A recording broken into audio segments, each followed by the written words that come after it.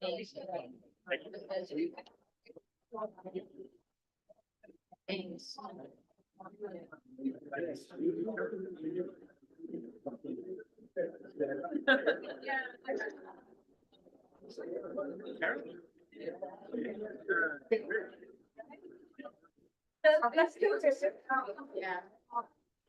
And I discovered I've been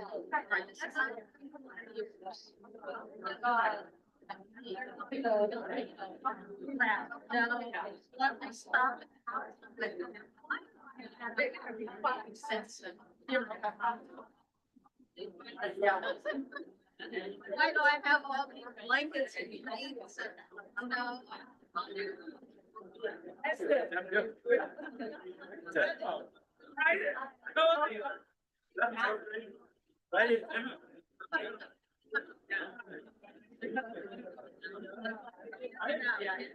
You don't need it.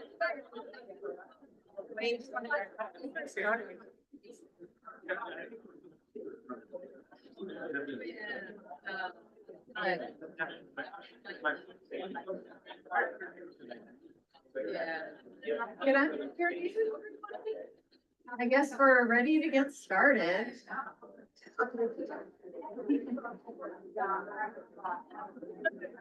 All right, thank you so much for bearing with us.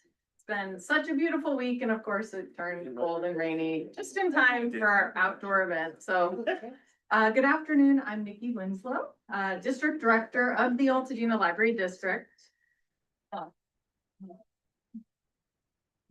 And I want to welcome you to Poetry and Cookies, my 6th since I started working for the Altadena Library District. I'm so pleased that you are here to help us celebrate the 20th anniversary of the Altadena Poets Laureate. I know. A program created to honor poetry, creativity, and community. Community has always been important to Altadena, but since the Eden Fire, our residents, neighbors, organizations, and partners have turned commitment to each other into an awe-inspiring force that is both poetic and pragmatic. That, along with respect and resiliency, will help us see through as we rebuild and recover. Community is also the heart of what we do here at the Altadena Library. For 100 years, yes, 100, wow. We've been providing library services and materials to our community.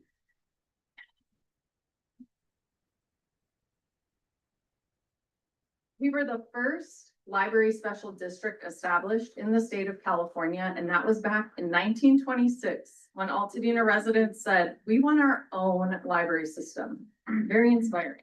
So yes, for a century, we've been working for an Altadena where all are learning, growing, and thriving together. But today we're here to celebrate writers and writing, the inspired and the inspiring.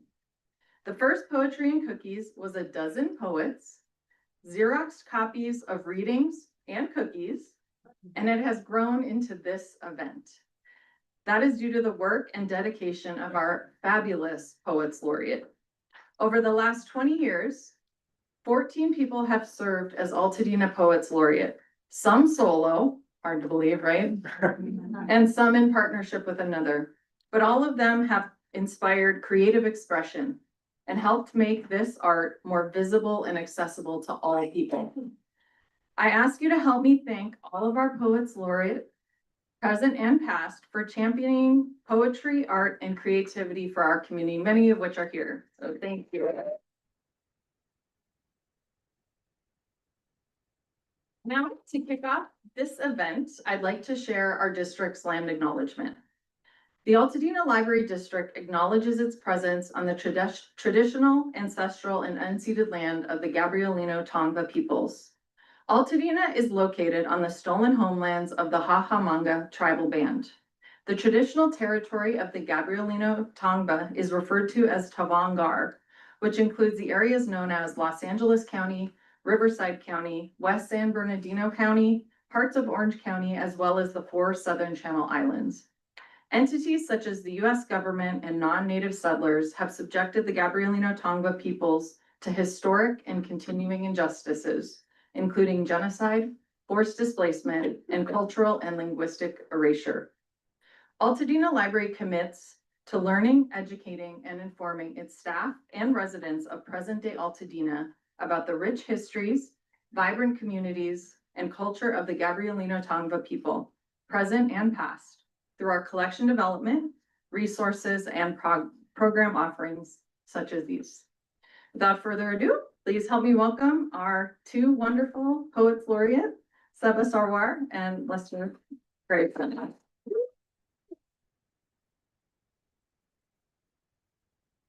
Thank you, Nikki, and welcome everybody.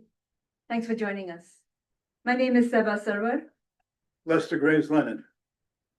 Today is our culminating event of our poet laureateship at the Altadena Library, and this afternoon was going to be an experiment to do it in the parking lot. It would have been different, but we are here inside, and I'm just so grateful to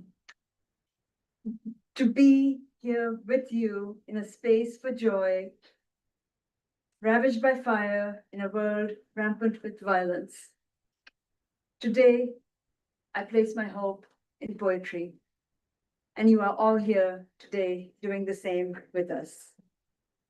We have a packed program. You can find that on the posters that you have around you.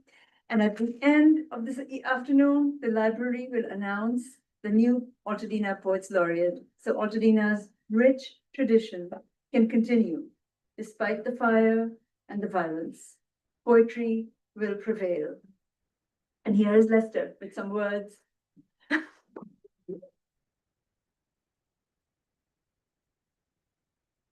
And part of the way in which we prevail is in the anthology that we have completed this year with more than 150 poets, 180 poems. I have to say, as the editor in selecting these poems, I was amazed, and I shouldn't have been because I've lived in Altadena for 32 years, but I was amazed at the quality of the poetry. So what is in here is highly qualified. It's really astounding work. And thanks to my assistant editors, Seba and Thelma, who is also our publisher. Thank you for your work. And Seba, thank you for really, you are the impetus in getting these people all here. And I just want to thank you.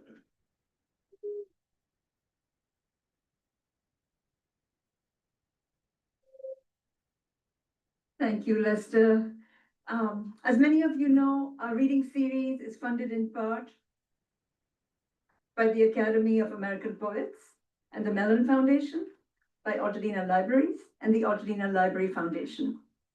And today I really want to thank our program manager, Christina Cortez, standing right there, the Altadena Library team members, Nikki, who you just heard from, Catalina, Bryn, Edith, Diana, Alex, and Alex, who is here right now. Alex, do we have any people online? I mean, we are live streaming. I don't know if you all know that. We are live streaming.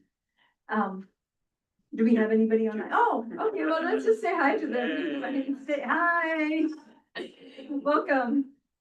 And then a shout out to Indie Presses, Riot of Roses, the Achuchas Press, Ninjas Press, Golden Foothills Press, that is publishing Altadena Poetry Review, and Octavia's Bookshelf, that is selling Simone by Viet Thanh Nguyen. And also a shout out to the Armory in that room over there, Armory Center for the Arts. They are working with people to create beautiful cards to express grief and gratitude for people who are standing around. If you all want to just go sit over there, you can also do that, and you can still hear. You might not be able to see, but you will be able to hear. There is a room to hang out and listen. And there's open chairs in the middle also, if you want to find a way to get in the middle. The indie bookstores, by the way, are raffling books, so make sure you sign a card so you can get books at the end, free books by these amazing publishing houses. And then I had something over here inviting people to sign up for the open mic. but it's full. It's overfull. It's overflowing, actually. And we'll have to see the time to see how many people we can add in to this compact program. We have a quick announcement. Some of us are going to be reading, Altadena Poets Laureate will be reading next week, Friday night at Litfest in the Dina. And that will be on May 1st at 6:30 p.m. at the Pasadena Presbyterian Church. And now I am delighted to welcome our first poet this afternoon, emerging writer Anais Henry, a sophomore at Blair High School.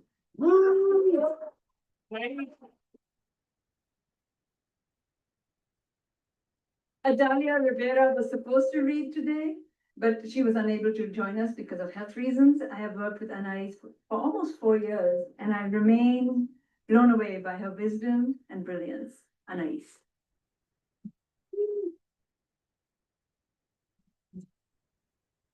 Hi, thank you for having me. I'm really glad to be here. This poem is called Love and Hate by Anais Henry. What's wrong? Are you okay? Oh, I'm fine. Just thinking. Just thinking about how everyone seems to hate. Hate Republicans or liberals, or the homeless in our parks. Hate communists and socialists and old racist landmarks. Hate the gays and the immigrants and the way the climate changes. Hate the wokeness and conservatives and the lack of normal exchanges.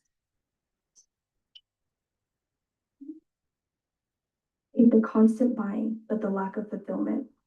Hate that some ideas are broadcasted while others are hidden. Hate the murders and the wars that take innocent lives.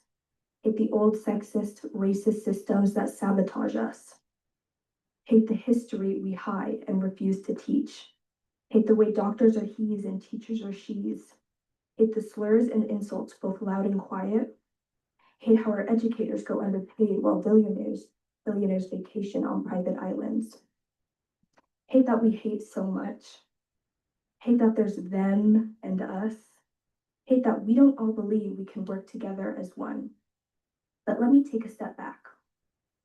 Because we don't just hate, we also love and change and grow. It's innate.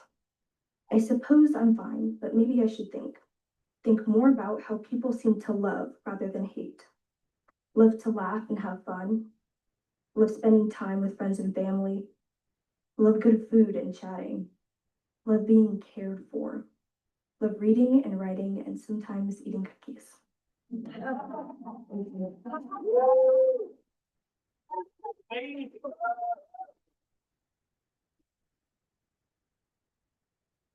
Thank you, Anais. Yes, we love those cookies, right? And reading and writing and community. We are now going to feature poets whose work appears in the Altadena Poetry Review 2026 in the following order, and then we have the open mic. Vanita Keeling is a lifelong member of the Pasadena and Altadena communities, and then followed by former Poets Laureate Aline Lipkin, Cara Samet, Thelma Reyna, and Teresa May-Chook.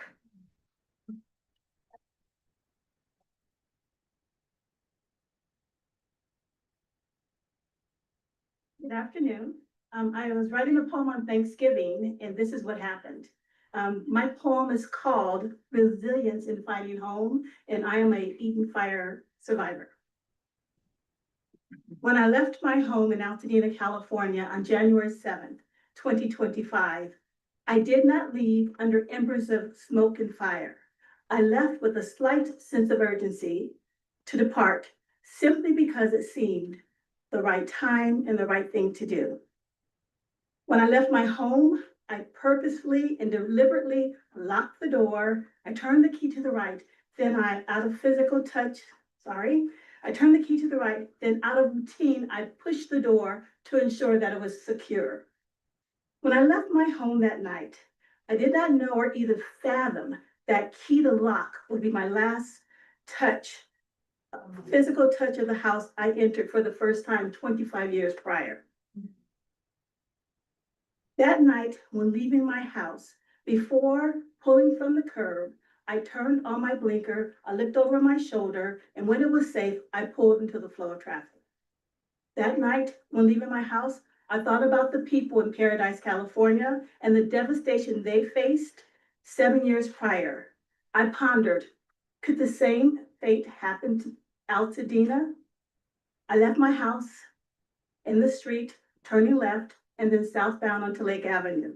When I was stopped by the light, I looked over to the left, to the east, and I saw the flaring flames. It was the morning of January 8th, 2025. My house was consumed by the Eaton fire. Testimonies from neighbors, along with video footage and photographs, corroborate this account. It was 4 days later that I witnessed the aftermath of the firestorm in person for the first time. Amidst the rubble and the debris, the fireplace stood upright, symbolizing what remained of our house, a structure built by masons a century prior. The fireplace stood tall in valor, displaying the breastplate, the decorative bachelder tile. The fireplace stood tall and proud like a soldier surviving a brutal battle. At the time of the poem writing, it had been 11 months since the windstorm roared through the Altadena foothill community. Each member has had their own personal anguish, marked by emotional and social wounds, bruises, abrasions, and scars. There are remnants of the storm that will forever be embedded in our hearts, our minds, and in our community. We will rebuild. We will move forward, some faster than others, and each of us in different ways.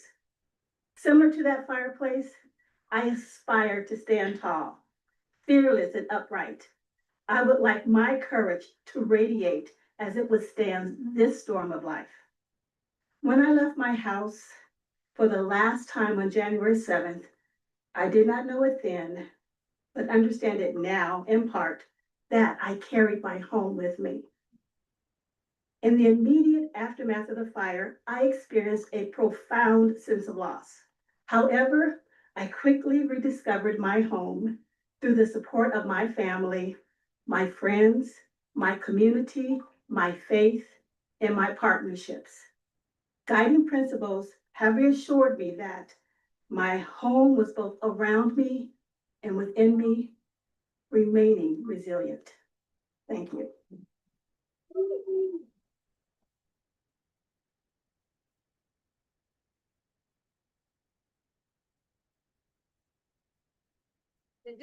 Just lead us in the order.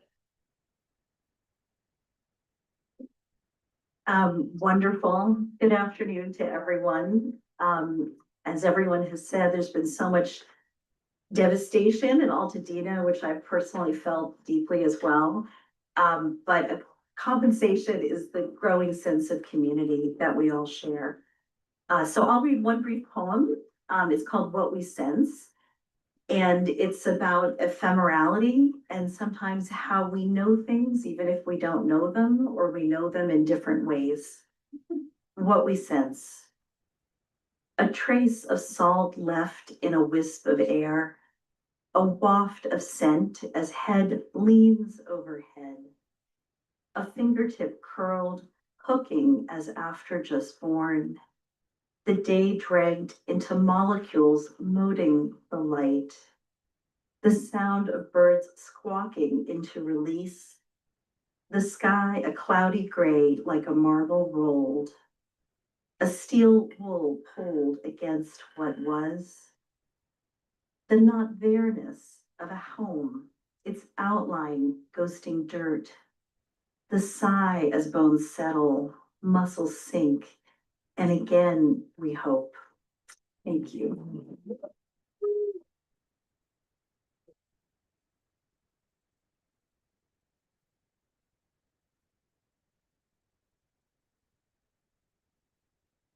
Good afternoon. So good to see everybody. Congratulations to the Poets Laureates and to all of you who are here, who have published work and who have managed to create art. Even, I'm not going to say out of the ashes, it feels like, but yes. This poem that I'm reading was written actually several years pre-fire, as many of us measure pre and post. And it's kind of an ode to a place that was important to me in Pasadena. Pollo Park. Between Mountain and Bell and Bundle of Heaven, near our house, which sits on the west side of Lake, officially McDonald Park, where we had the second birthday party for Gabriel. 20 crispy chickens served from Pollo Único, where the Peruvian Chinese owners still remember my son. And today he's 27 and they say, so big. Just a park the day Gabe decided it was time to learn double Dutch, whirling feet with Jacob and Caleb and Samantha. And just the park when we drove our geriatric St. Bernard, Dakota, like a baby in the wee hours when she can't sleep, and take her to smell new delights. All those lingering old chicken bones and leftovers from fast food lane on Lake Avenue. 25 years later, I miss the endless walks with my little boy. The long afternoons at the old playground, now chicly remodeled, when I thought I had so many important things to get home to do. The basketball courts where Gabriel tried to play pickup basketball with the tough-ass older boys. The battered volleyball court where Samantha tried to teach us how to spike. Now the older folks are playing pickleball, and I want to join, probably end up a broken-limbed casualty. I close my eyes and feel the sleepy head on my shoulders, his curls a souffle of tenderness. He texts me, Mom, do you have any pictures of me when I was little with cornrows? Instead, I send him the kindergarten photo, his birthday twists from the Ethiopian hair goddess who claimed him as her countryman. My son at the microphone at the Altadena Coffee Gallery a few blocks down, greeting his birthday guests. Thank you.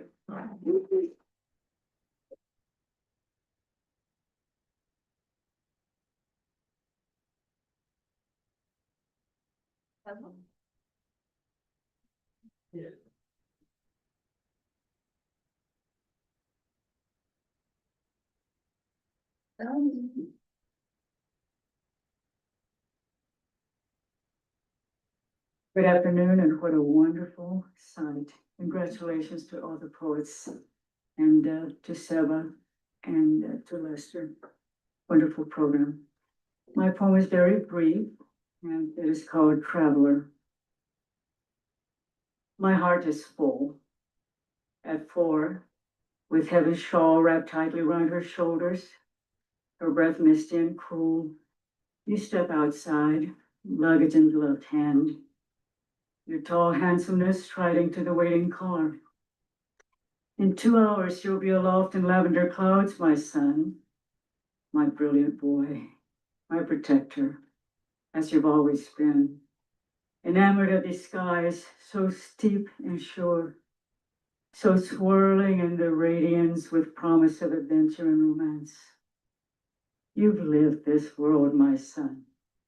Inhaled the fragrance of Malaysian blooms. Traverse the great walls, storied stones, basked in sands shaded by sky-scratching spires, breathing the breath of brothers and sisters flung through immensity. So with heart and throat, with my heart homebound, but bound tightly to yours, I bid adieu, fond travels to you, my son. Through evanescent clouds, through jungle vines, through mountains and valleys, through life.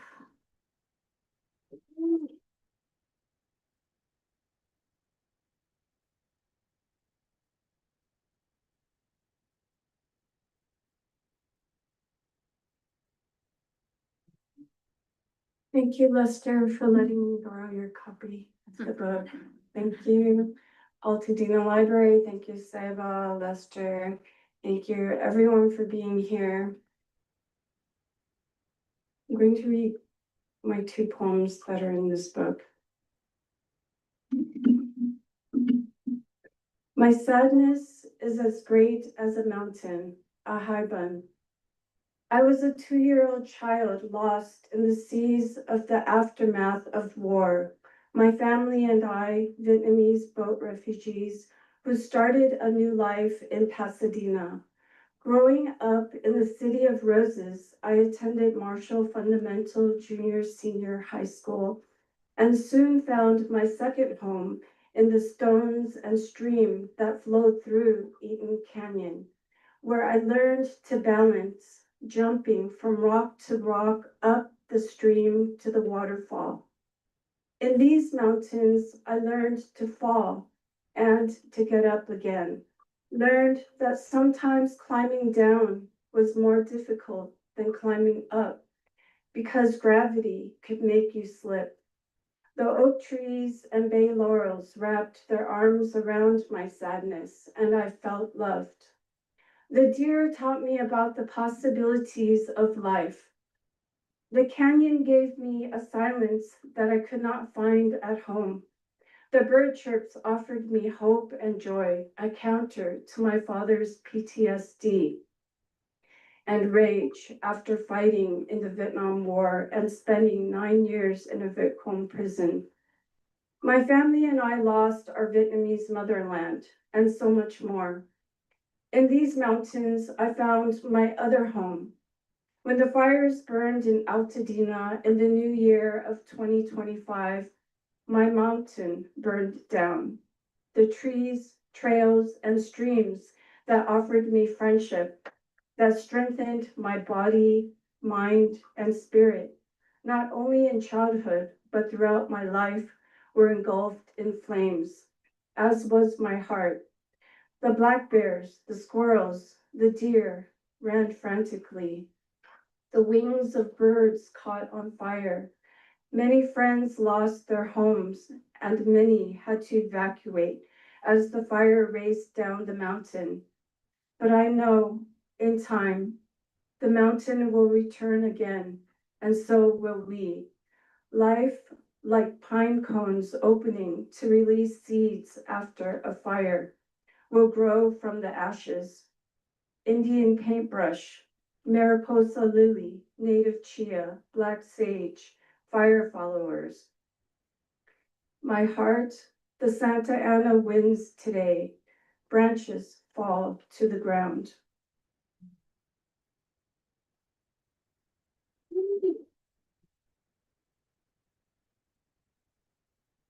Home to Los Angeles, summer 2025 ice raids and US military occupation after Marina Svetaeva. They took quickly, they took forcefully, took the street vendor and the day laborer. They took our mother and took our brother from us. Aunties they took also, and neighbors. They took the farm worker and they took the strawberry picker. They took the PhD student and took the professor. They took the patient and took the nurse. They took the books from us and took the words. Diversity, they took, and equity, they took. They took family and friends. But worse than taking home on earth from us, they won the battle for our spirits and minds. Food they took from us, they took our water. Clean air they took, and freedom too. But while we continue to care for and protect each other, the whole city is still armed. Thank you.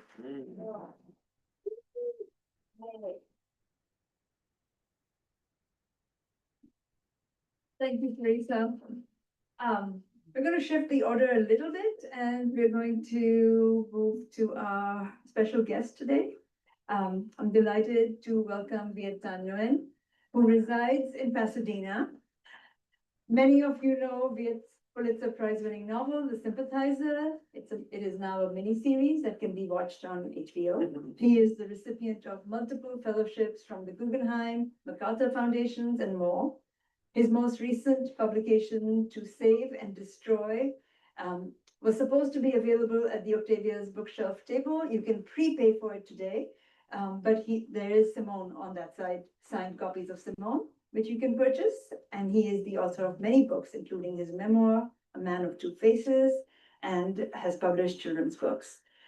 Please welcome me in joining Viet Nguyen.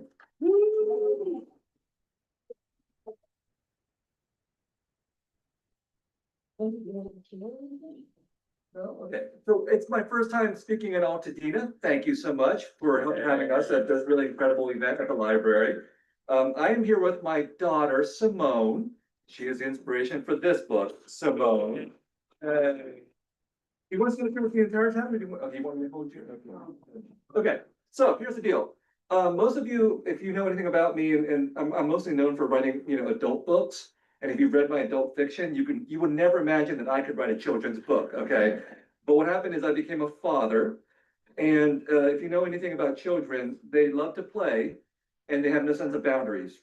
And that's true for children's literature too. So after having kids, it became really inspirational for me to hang around kids, watch them blow up all kinds of boundaries, do whatever they wanted. And that's true for children's literature too. There are no rules in children's literature. That's incredible. So one of the things I've had to learn as an adult and as a writer is to recover the sense of play and the sense of not having any boundaries. I think we as adults, we grow up and we forget how to play, and we take boundaries and rules for granted, and that can really limit who we are as writers and as people. So this is what this book is about. It's about a young girl, Vietnamese American girl named Simone, who's an artist, and it's also about wildfire as well. This book was published in 2024, so it's before the Altadena and the Palisades fires, but in many ways it is about fire in general. It's illustrated by Minnie Fan, beautifully illustrated.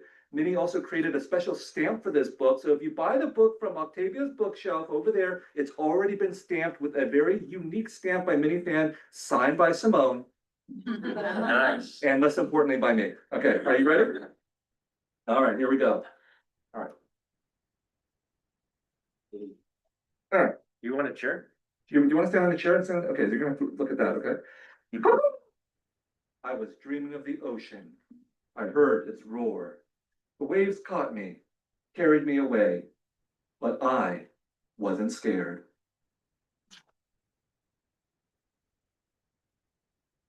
Wake up, baby, wake up. What's wrong, Matt? We have to go, Simone. Get what's important. Fire! Evacuate now! I grabbed my go bag. Food, Band-Aids, flashlight, clothes. But what about all the things I love? Let's go, Simone. I can't decide. Bring some books. We've got to go, baby. Isn't this your favorite toy? I love all my books, but I couldn't take them all. I'll be back for you. I'd never seen anything like this before. It was like a movie. Beep. But it was real life. Vroom. What's CDCR? California Department of Correction and Rehabilitation. They're prisoners. But they're also firefighters. They did bad things? Maybe. But now they're doing good things. I was terrified, but I was going away from the fire. The firefighters were going right into the fire. Everything will be okay, baby. I know. I've been through this before. Really? With a fire? With water. Before I came here, a flood. The roar of the plane startled me. I'd never seen one fly so low. Ma was born in Vietnam. She came here on a plane. I've never been there. She always said it was a beautiful country. Ma promises she'll take me one day.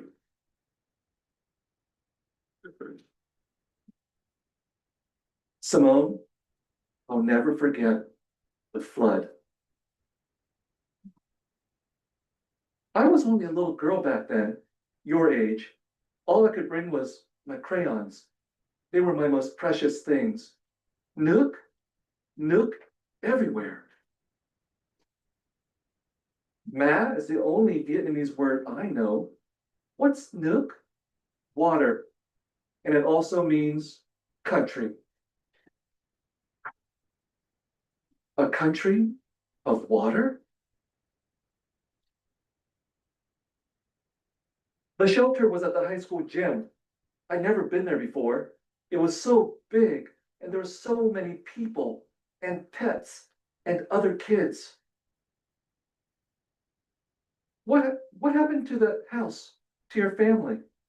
The water receded. We went back. We cleaned up. Did anyone die? No, darling. We all lived. I could see how scared everyone was. The adults were louder than the kids. Climate catastrophe, global warming. We couldn't find the cat. I thought about Ma when she was little and all that water. I remembered something Ma sometimes said. You don't fight fire with fire. You fight fire with water. I didn't have any water, but I had my crayons. I started to draw. Drawing always made me feel better. Firefighters were yellow. They weren't orange too. Anybody can be a firefighter. Girls too. Make sure you draw girl firefighters and black firefighters and Asian firefighters and brown firefighters. Just like me. Just like us. Come on, draw with me. Are the firefighters going to save us? I was scared, but he was more scared. I had to be the big girl. Sure they will. Draw me your house. Let's see how beautiful it is. We stayed at the gym for a few days, and we made new friends. We even put our drawings up on the walls. Then we got to go home. Some people were lucky. Some people were not. We were lucky. But what about the next time? Who would save us? Ding dong. Hello? It's good to see you again. That's when I knew. It's up to us. We'll be the firefighters. The end. Yeah.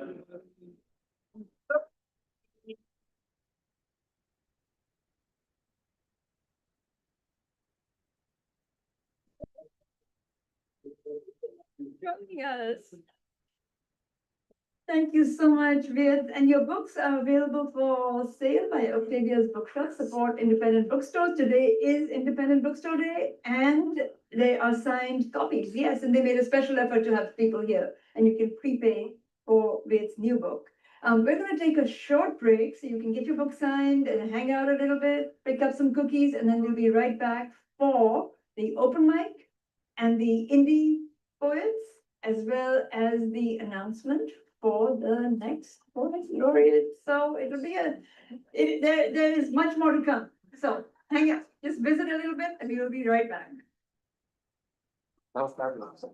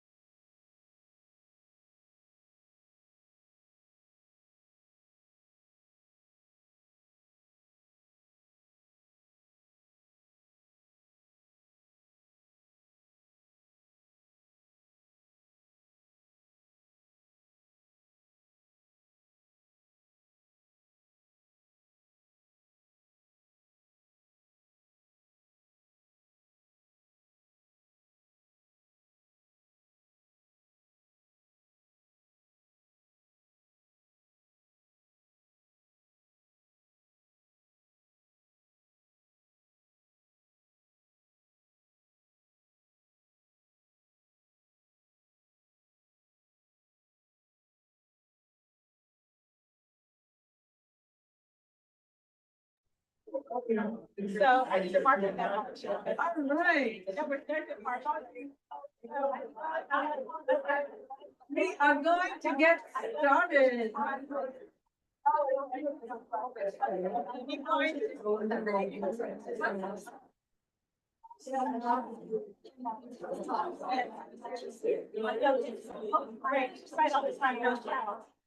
So we want to go, you can get everybody seated, we're gonna try and keep them in there. That's it.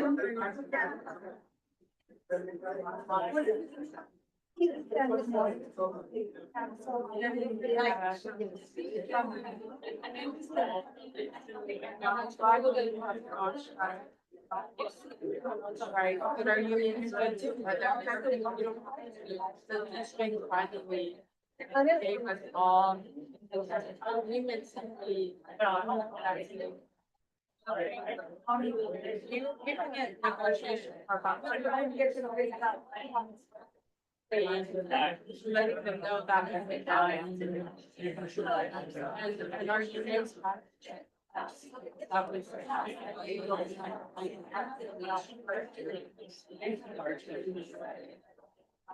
Right,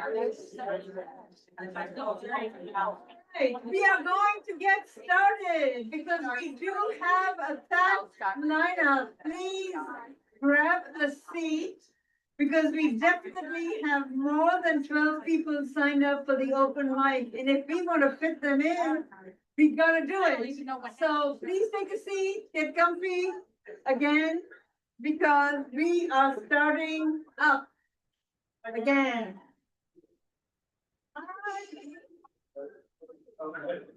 So as I mentioned earlier, today was going to be an experiment to do it outside and it would have been very different, not quite as hot and stuffy, but it's amazing because the Bob Lucas Library is so gorgeous. Today is an experiment not just to share the richness of our community in Altadena, but also the larger Los Angeles area. We are delighted to welcome Tia Chucha's Press's poet, William Archila, who is the winner of the Philip Levine Prize for Poetry, for his collection, S is for. Also, please note, William, Tia Chucha's has a book stand over there, they're selling books, and they are also raffling, so please welcome William. William.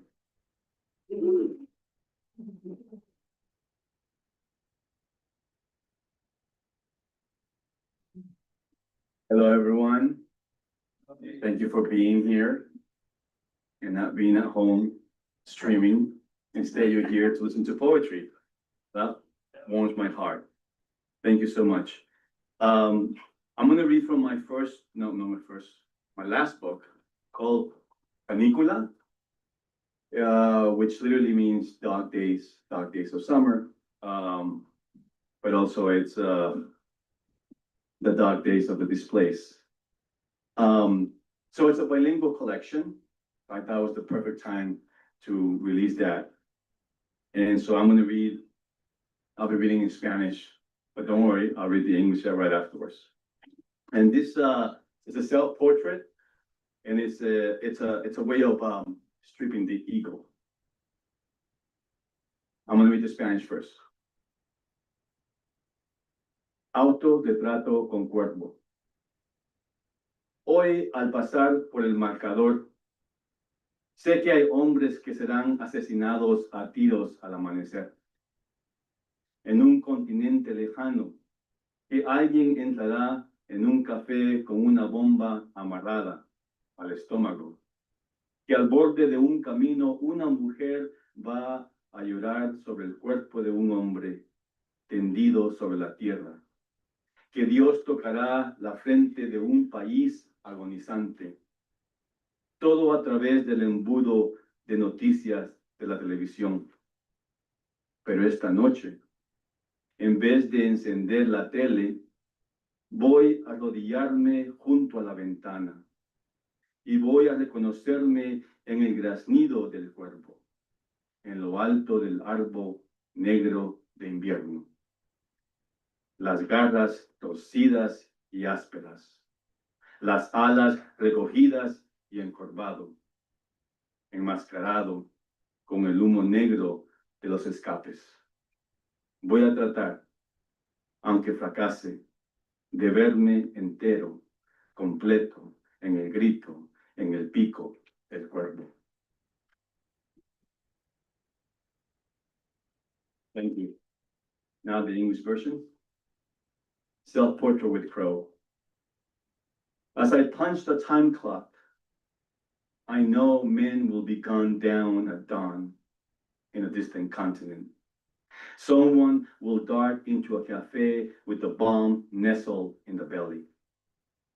By the roadside, a woman will moan over the body of a man shrunk, stretched on the earth.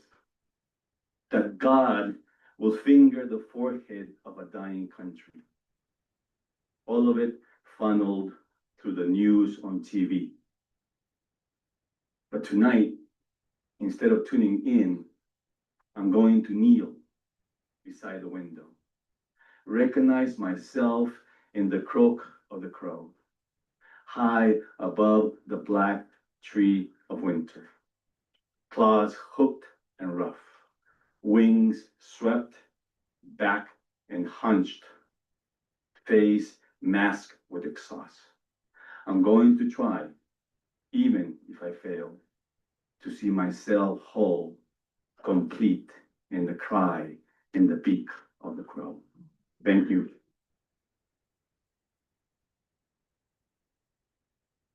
Powerful. Thank you, William. All right, so now we're gonna get to the real reason of why you all are really here. We know what I'm talking about. Well, the cookies have already happened, but we're talking about the open mic, which has like exceeded to like 17 people. It went from 12, I don't know. So I'm going to ask, please don't give any introductions, just go straight into the poem. Just, I'm gonna call your names, and if you don't mind just coming up to the front, instead of waiting for your turn, that would be really helpful, so we will save time. And we will try and get all 17 people, but we will do it in segments because we have other featured poets and, you know, it's a program. So please, one poem each, no long intros or outros, and we will start with, here are the names. Narmeen Naseem, Lisa Lewis, Lynn Bronstein, Sue Tremler, Linda Kay, Anna Broom. These are the first 6 sets. So you can go in any order, just if you don't mind just standing around and just be ready to go. And here is Narmeen.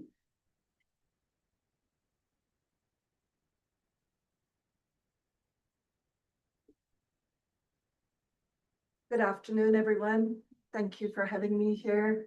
I know Seba said no introduction, but I feel very pressed to tell you that in 2017, I lost my home in Northern California to the Tubbs fire. So then I moved down here 2.5 years ago, and I buy a home in Altadena, and I live in it for 2 years and 1 week, and here comes the Eaton fire. So I write this poem in honor of those 2 losses, and also all the things that I have learned from having lost 2 homes to fires. Give us your name. Oh, I'm sorry. I thought I said I'm Narmeen Naseem. My name is Narmeen Naseem, and I'm really happy to be here. And I thank you for being here. Maybe the mic closer. Sure. How about this? Is that better? Okay. My poem is called What I Miss. I miss being in my home on Glen Rose and Calaveras. I miss seeing the majestic San Gabriel Mountains above Altadena. I miss seeing the white clouds blanket Mount Low. I miss seeing the radiant sunsets, skies of Altadena. I miss going for walks in my neighborhood, admiring gardens in front of Tudors, craftsmen's, Spanish Revival homes. I miss hiking through Cobb's Estate to the waterfall in Eaton Canyon. I miss attending summer events I miss attending summer music events at Farnsworth Park. I miss taking Tai Chi, yoga classes, and working out at the senior center. I miss hearing the rooster crow. I miss hearing the green parrots on the Chinese elms, calling out to each other at mid-morning and at dusk. I miss hearing my neighbors strumming their guitar, playing their pianos, and bowing their cellos. I miss hearing the clip-clop of hooves as the horses carry riders up Glenrose Avenue. I miss waving to my neighbors as they passed by with children and pets in tow. I miss waving to my neighbors who cycled past my home. I miss inviting my neighbors to feast on the Burmese, the Persian, the Indian dishes I gleefully prepared. I miss talking to my neighbors. I miss sharing the yield of herbs, eggs, fruit, honey, vegetables harvested by my neighbors and me. I miss talking to my neighbors. I'm sorry, I misread. I went back to the stanza above. I miss greeting our male person with a glass of water and passion fruits from my garden. Thank you.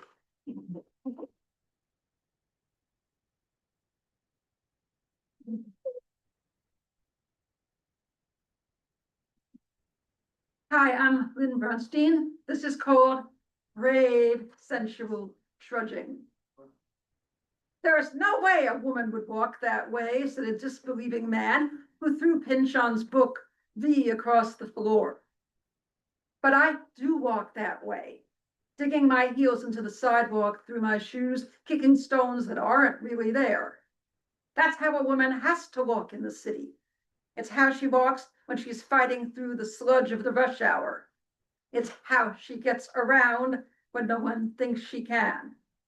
It's how she remains visible despite the way she's devalued by those who decide what cool is. It's how she controls the space around herself, but remains steady on her goal, to steer her lover to responsibility and her life to reasonable results. Thank you.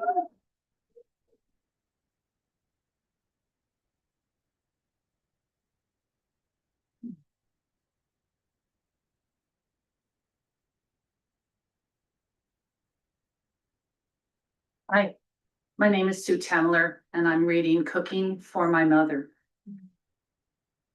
She's not forgotten to blow across the spoon, shaking after its slow journey from broad bowl to thin lips.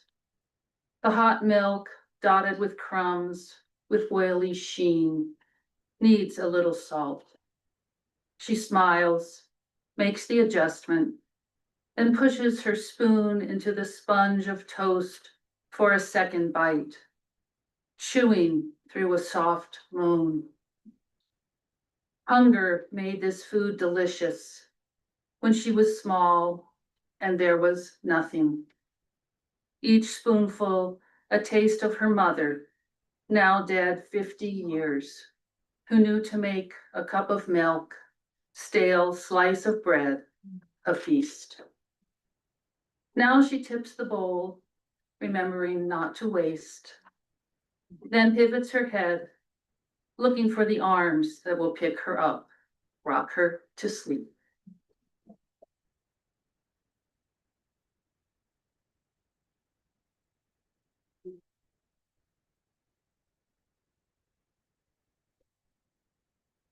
Well, my name is Lisa Lewis.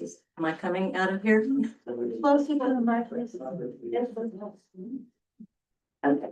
Can you hear me now? No? There you go. There you go. How about now? Okay. Why me? Rolling it on my tongue. It doesn't feel right. It's not me. Must find other ways to think about how to say it in my head.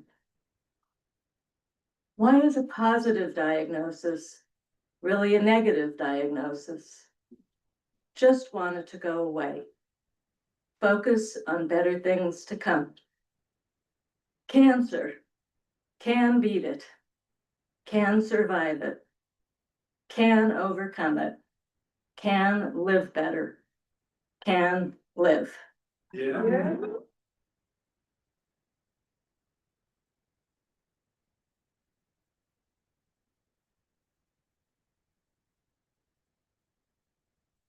Thank you. Hi, everybody. Your name is? Linda Kay. Yeah. Somewhere I can be found. I can be found on my hillside, an oasis, a sacred place of solace.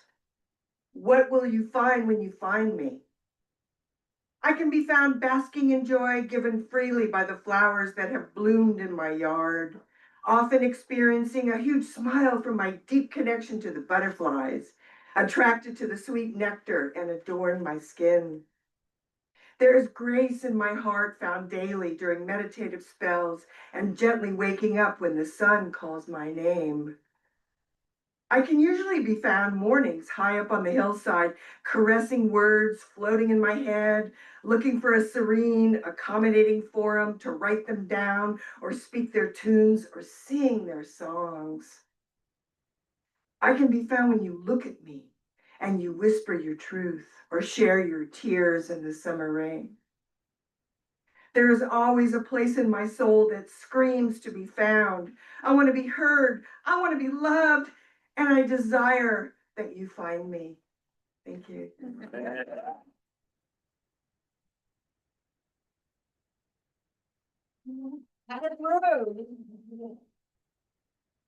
Hello, I'm Anna Broom.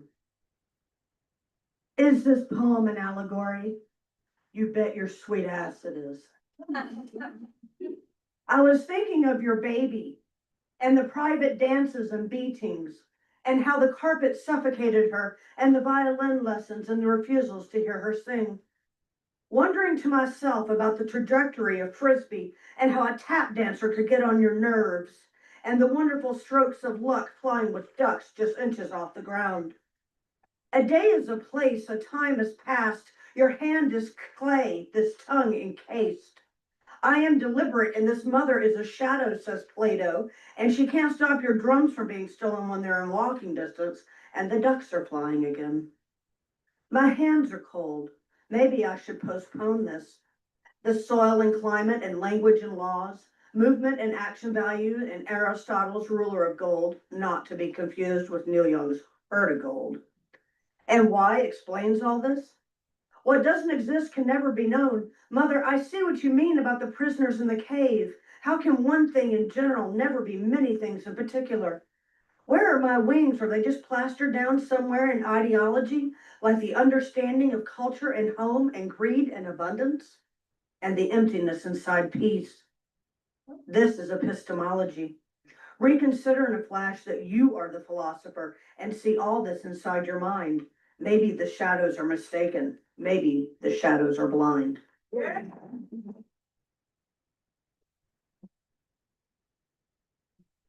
Oh, that was amazing. I just want to take just 1 second, one moment, just to acknowledge Lester Graves Lennon, editor-in-chief. He was here, and Thelma Reyes, who also read earlier. You all worked so hard on that anthology. So just give them a round of applause. It's going to be out soon. Maybe it'll be at the Lit Fest next week. So make sure you come to the Lit Fest and make sure you stay tuned in and talk to the Golden Foothills Press to get your name on the list to receive your copy if you are in it. So this was supposed to be the second set, and we're actually right on time. We did take a break, so we will continue. And right now, I'm just really thrilled this is the second set. If it'd been outside, it would have been a little bit different in terms of energy, but we are cozy, as Edith said, you know.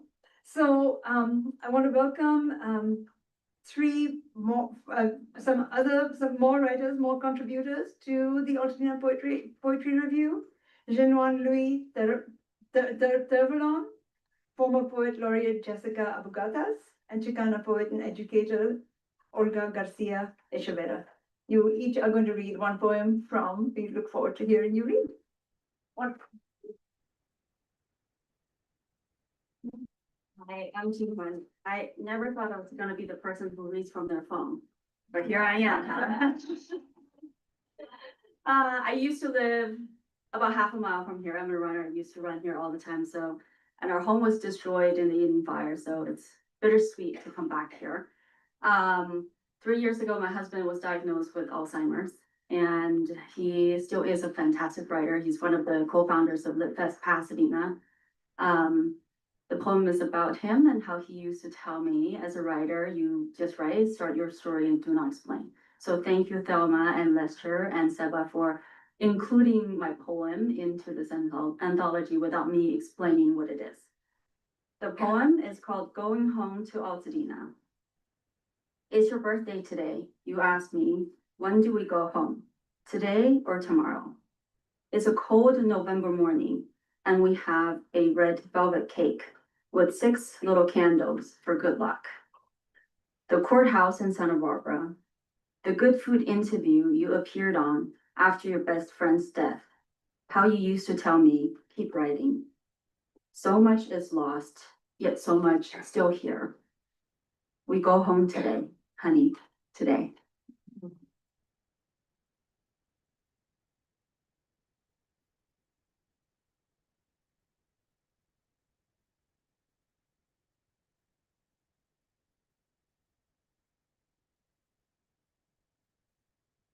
This is my poem to the muse, Altadena, published about a month after the fire.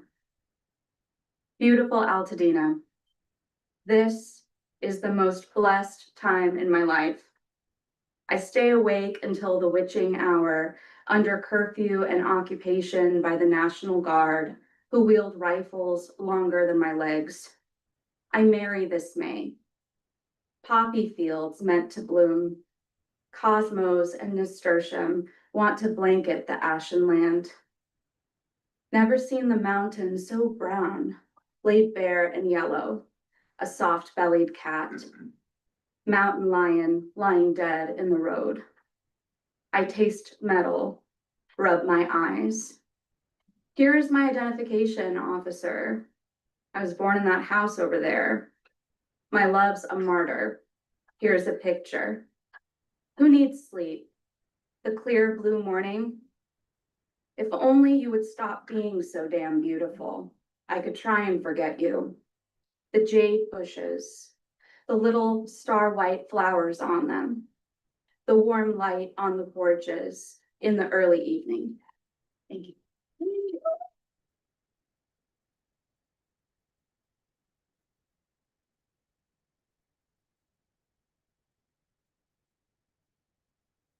Buenas tardes. Buenas tardes.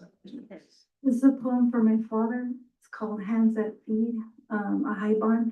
I wrote this poem in a workshop that Teresa facilitated at the Altadena Library. Thank you for that. Workers of the earth, caked in earth, they were each other's only warm welcome. It was the late 1940s and then the early 1950s, a time when my father's mano de obra was needed, his hands, his labor wanted, but the rest of him was not. From Bakersfield to Fresno to Nilo, California, from Oregon to Washington, restaurants hung signs, no dogs or Mexicans allowed. The words were felt in the earth, body. A hot tightening in the chest, a cold stone in the pit of the stomach, different from the hollow burning of hunger. My father became a migrant camp cook to feed himself and his compañero braceros who built makeshift outdoor kitchens. Earth diggers, earth workers, earth people rounded up, taken to unknown destinations, sometimes jailed, sometimes jail cells, sometimes straight to the border and dumped like trash. How many times was he deported?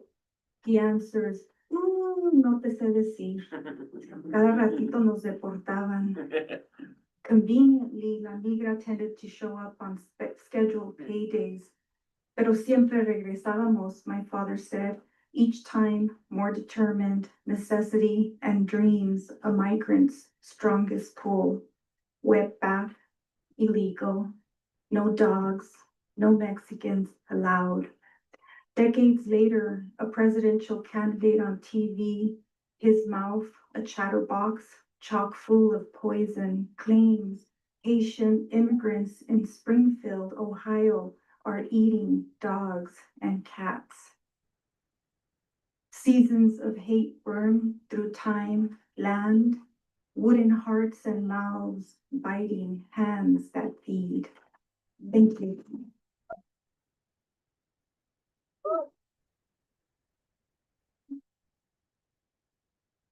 Thank you. We are now going to open out space for six more contributors to the Altadena Poetry Review to share their poems. And those are, you can just walk up and just start reading in whatever order you show up in front. Eric Garcex, is that right? Eric, is he here? Yes. Cheryl Collin. Ian Campbell. Assuming you are all here. Mary Brancaccio, that's right, yes. Hazel Clayton. Leah Sullivan.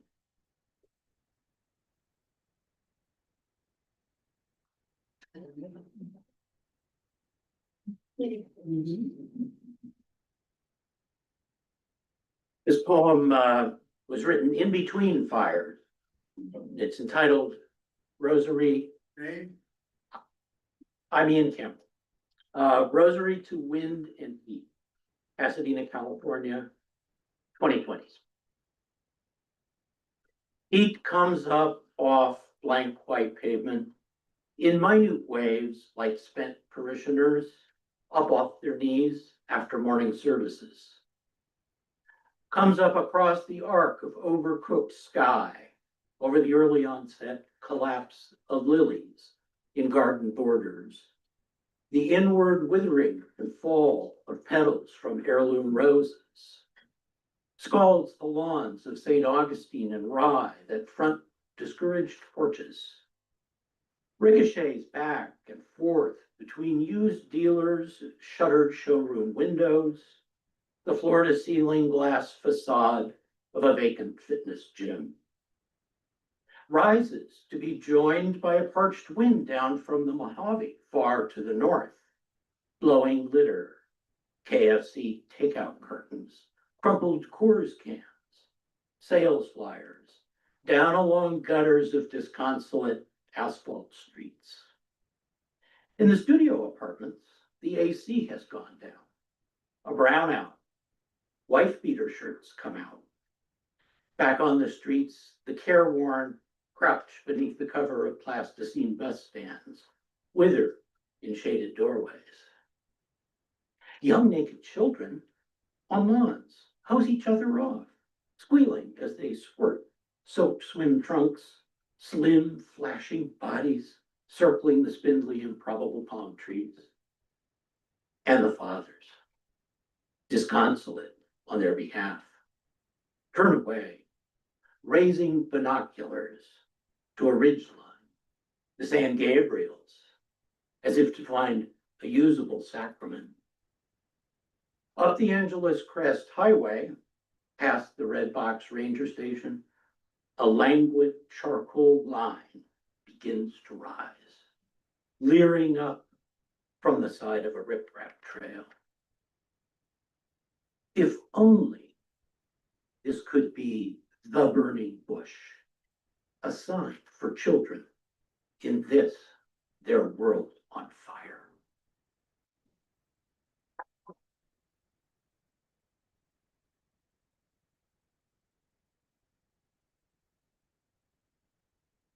Honored to be here. My name is Cheryl Collin, and this poem is called Things a Child Might Carry. 1. When I was a child, I stole dog biscuits since they were fresher than the chewy bugles in Grandma's pantry. She and Grandpa had a Chihuahua named Mite that yipped and bit to keep me away from them. They loved that dog more than any human being. I didn't understand what I felt yet, only that it was shameful to nibble on milk bones. When I was a child, I stole a piece of caramel, nabbed from the Brock's bin at Gemco, and tucked into my white knee sock. It had no taste, gulped down in chagrin. I blush a little even now at the memory of the pilfered wart bulging from my calf. When I was a child, I chased my sister with a dead bee, taking turns with my cousin Linda. It was Linda's idea. I need you to know this. We hid it on the porch and picked up our taunting in the morning until the stinger lodged in my index finger. I knew with every pulsing stab that karma was calling, though I'd yet to learn the word. When I was a child, I wanted go-go boots. Everyone was wearing them. When I visited my dad, I begged him to buy a pair for me. Somehow he misunderstood that I had to have them for a school pageant. I didn't mean to be dishonest. I just wanted them, so I didn't tell him.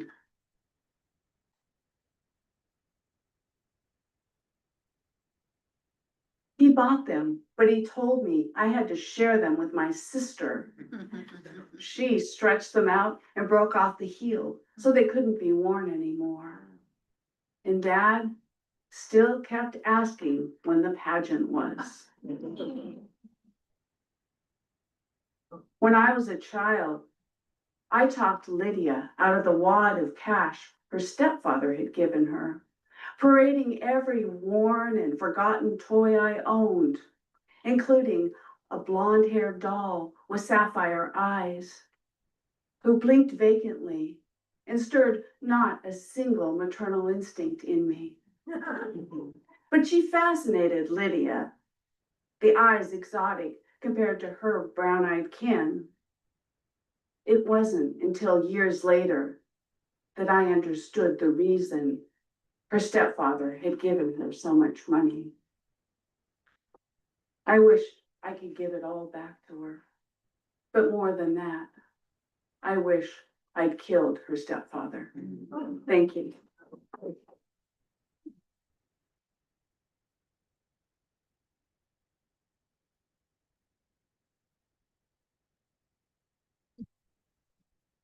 My hands are sweaty, I should dry them off. This is, my name is Eric Philip Skarsky. My poem is Palisades of Flame. Palisades of flame, like a lit cigarette ash burning in a hole or priceless tapestry. The tapestry hangs along the hillside landscape, woven in picturesque storied threads. The fire is here to take back what she believes is rightfully hers, pruning the hillside of the captive and manicured vegetation. Sirens scream, echoes in the canyon, a wailing wall.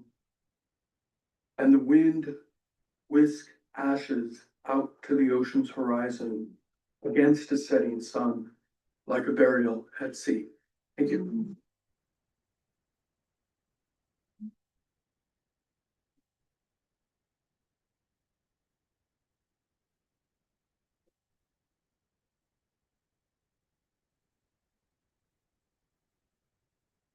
My name is Mary Brancaccio, and I am also indebted to Teresa for this poem. The first draft of it was developed in her Heidlin workshop at the Altadena Library. It references the catalog of losses, which for those of us who suffered losses in a fire is a spreadsheet where you have to detail every single thing you've lost in your house, from Q-tips to prized possessions. I quake like an aspen when I recall my catalog of losses. A hyphen.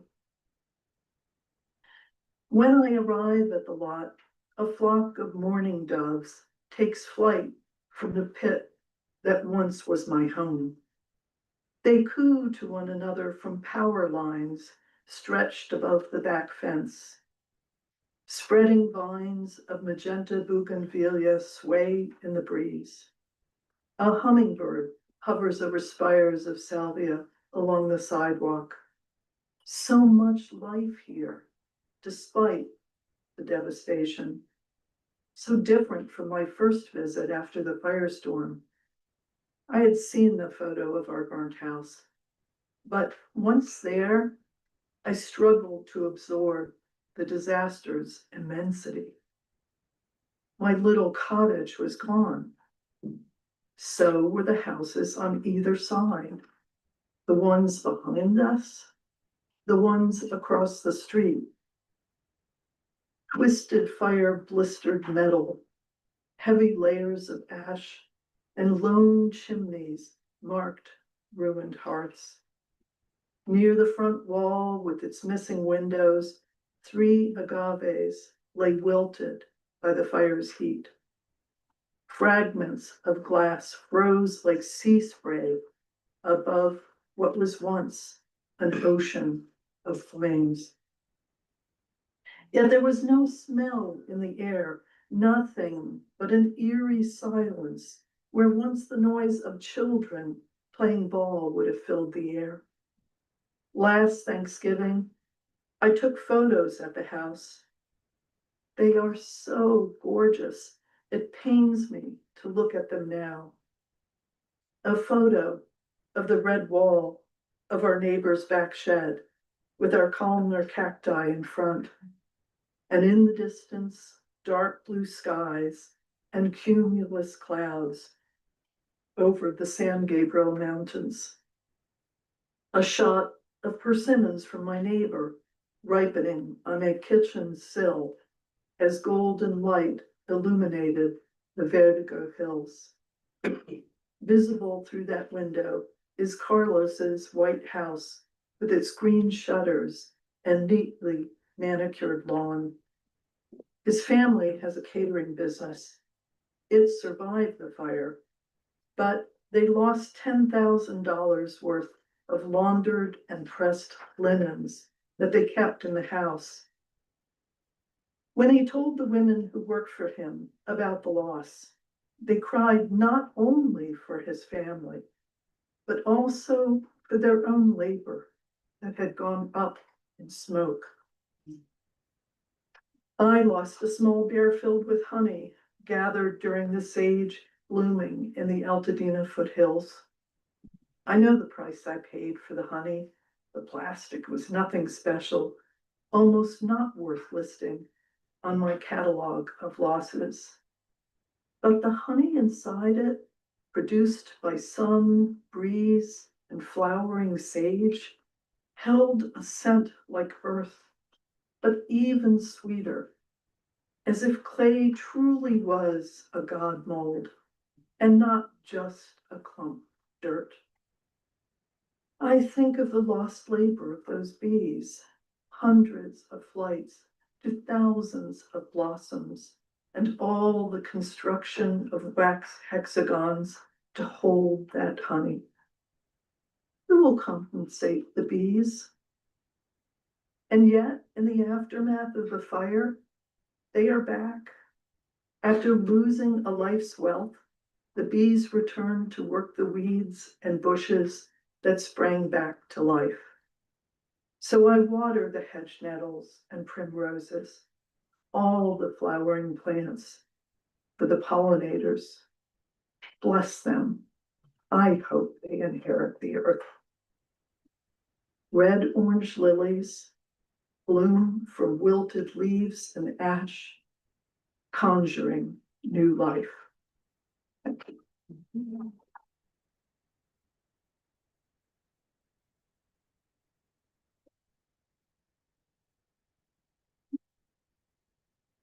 Hi, I'm truly honored to be here among you, and my name is Leah Sullivan. I live in the neighborly Northeast Pasadena area, and was affected by the fires. We had to evacuate, but we were spared. Anyway, the poem I'm going to read is harsh. I've heard so many wonderful things, and I'm full of the richness of today. I'm sorry I'm talking so much. I'll just get to the poem in a second, but it's a harsh poem, and it's written from the center of the experience that I had, and from a sense of its placement in a larger evil that I sensed. It is the mic out of the vocal. It's called Eden Canyon Night. It's a long, dark journey riding night songs into light. The round moon pressed into the fleshy sky. Its butterglow melting down the coal soft black. Hungry tongues of fire reaching high. The wild press of wind against sharp rock. And down the channels of cold earth they run, licking the land for a taste of living, turning gray fur to ash and bone, eating the chaparral and belching black charcoal into the bleak atmosphere where parrots trot noiselessly. Something's here from another realm, a soul darkness rolling in, ruthless host of fire at the helm. What will be left? What seeds survive to rise beneath the charred earth and our daggered shards of truth? Between us and the past, only a paper curling into silent ash. A paper curling while our voices unwind, pleading into dawn. Embodied in chaos, a great charcoal serpent with flaming tongues arches back for the strike, poised and trembling, sights upon the sun.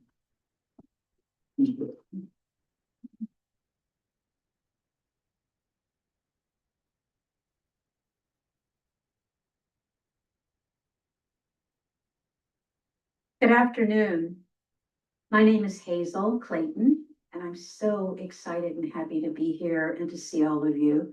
It's been a while since I've been at this amazing library, and I've lived in Altadena for over 20 years. The libraries have always been one of my favorite places to be. So thank you all for coming. The poem that I'm going to read is called A Song for Ida B. Wells, and she's one of my favorite sheroes of the 1800s and the 1900s. Ida, Ida, Ida B. Wells, your name is a song, a war song, a weary blues song, a hallelujah, thank you, Jesus song. Ida, Ida, Ida B. Wells, what unseen hand molded your eyes, your lips, your cheeks from blood and bone? Ida, Ida, Ida B. Wells, long before Rosa Parks refused to give up her seat on a bus, you refused to give up yours on a train. When thousands were lynched from north to south and east to west, you picked up a pen and wrote letters of protest. Ida, Ida, Ida B. Wells, what great gardener planted seeds in your mind? Seeds of faith, love, hope for all of mankind. Ida, Ida, Ida B. Wells, what magical flute gave you a voice so strong it still sings to us a freedom song? Ida, Ida, Ida B. Wells, For you, my heart swells. Your voice rings in my ears, a tintinnabulation of bells.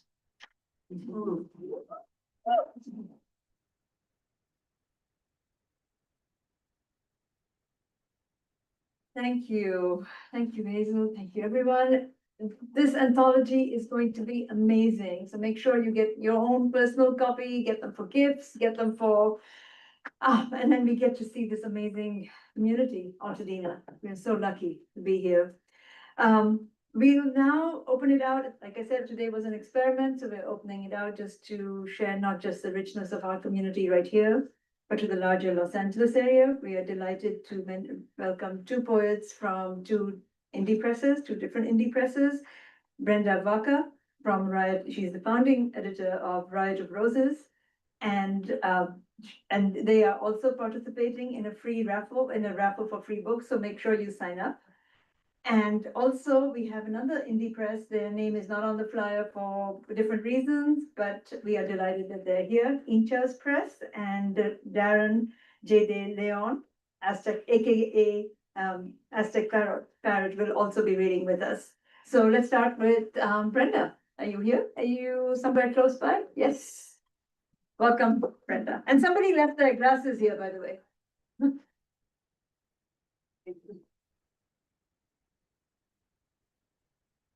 I'm so having your Sorry? I wasn't sure if it was me. Yes. Okay, You are on. thank you. Hi, everyone. I'm Brenda Vaca, Riot of Roses Publishing House. Please come visit us in the back. I will share my piece that will be in the Altadena anthology. Very honored to be included. Thank you for having me. Congratulations to the poet laureates. This is called Fret Not My Love, and it's a lullaby for the children of Palestina. Fret not, my love, fret not the battle's lost, be not distraught. There is a bright day coming. On the trees at the horizon, they stretch their wings and welcome the day with one accord, the violin solo soon over. Fret not, my love, fret not. I see the new day rising, coming to your wailing cries, your pedaled lungs now thriving. People across the lands come rushing to your call, chanting free, free Palestine. If you fall, we all fall. Fret not, my love, fret not. Fret not, the battle's lost. Be not distraught. I see the new day rising, coming to your wailing cries, your pedaled lungs now thriving. Thank you so much.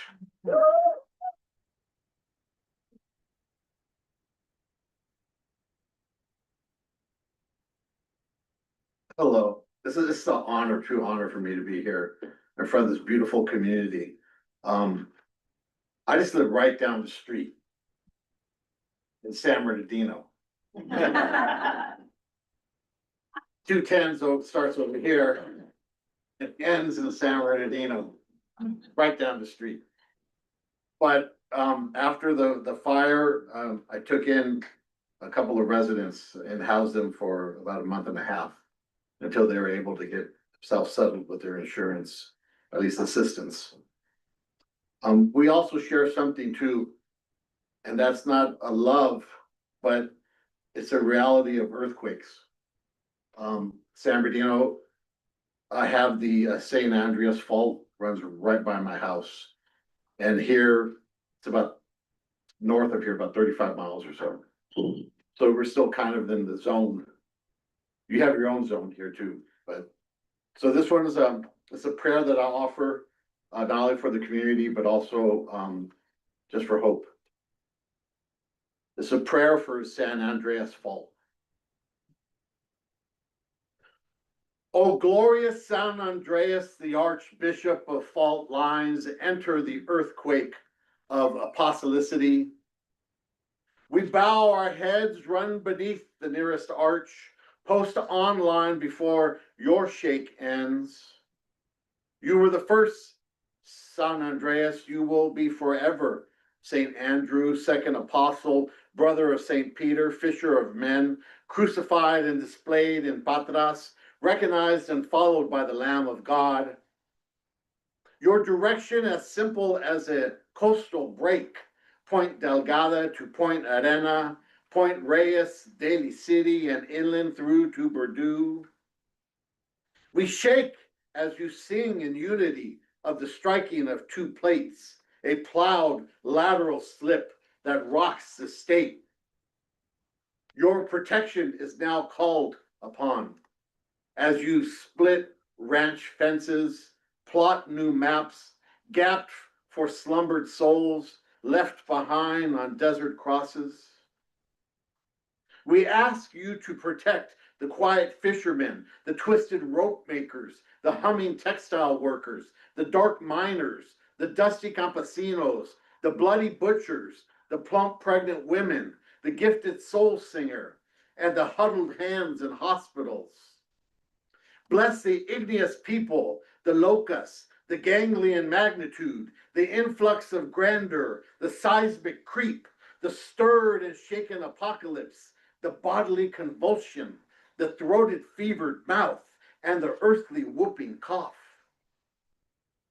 As your faults sleep, we find your vibration foreign, make your grumbles holy, beatify the veins of talc, glorify the exalted flight of angels, consecrate your magnitude, divine your tectonic plates. Teach us to drop and cover, read the Richter scale, and surrender us to you in water, service, and can survival. May we learn the lessons of the magnitudes and to carry 30-fold without complaint, so that we may dip ourselves in the rubble at the end of your majestic dance. From Lutheran Prophets of Mount Vernon Self Activities Express. Thank you. Thank you so much. I'm so glad you were able to join. Thank you. So technically, we're supposed to jump into the last segment of the program, but there are people who signed up for the open mic. So I just want to know, what do you all think? Should we let them in or?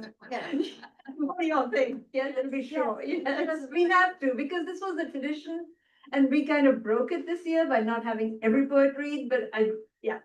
So the people, I'm just going to invite, just please come in, read one poem, one short poem that is in the anthology. You are limited to reading what is in the anthology. You cannot read anything else, no intros, no outros, just read them. Say your name and read the poem. So the names that are on this list at this point, if you do not have a poem in the anthology, please do just say you can't join because you're not in the anthology. Beth Paulson, Linda Kreis, Steve Cohen, not sure if you have something in the anthology, Chris Cressy, Ray Rodriguez, Natalia Inosa, and Susan, who just emailed me and talked to me. So you all just please introduce yourselves, just say your names and read. Thank you. I will be glad to leave it.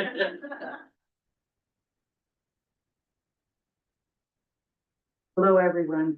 My name is Beth Paulson, and I moved to Altadena while the fire had just happened. So I've been here about 1.5 years. And it's wonderful to be amongst such a resilient community of people and writers. My poem's called The Tulips. February, and there they were, bunches on sturdy green stems wading in pails outside Trader Joe's. Their colorful heads and sepals curved close, not yet open. I chose them for you, for their hue. Blossoms deep pink as lipstick that slowly uncurled into the room after I placed them in a vase on a table by the front door. For a week, they bloomed. And their presence wakened us even at night in the dark corners.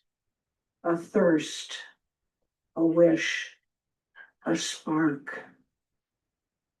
Before them, everywhere in the house was black and white. Thank you.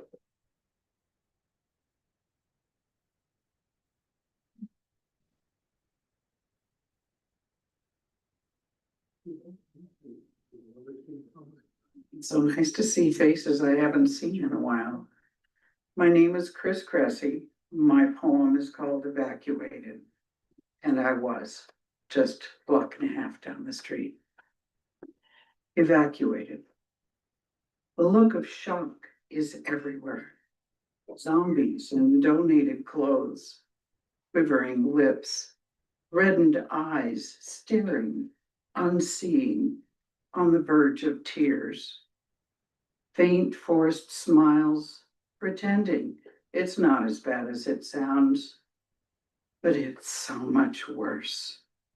It's the accumulation of what ifs, of survivor's guilt, of unspoken fear, knowing that in spite of best efforts, nothing will be the same. Displaced persons bond over shared horror. Members of an exclusive club no one seeks. Rebuilding and renewal opens opportunities for new memories, but trauma wants familiar, predictable, and reliable. Normal is missing in action.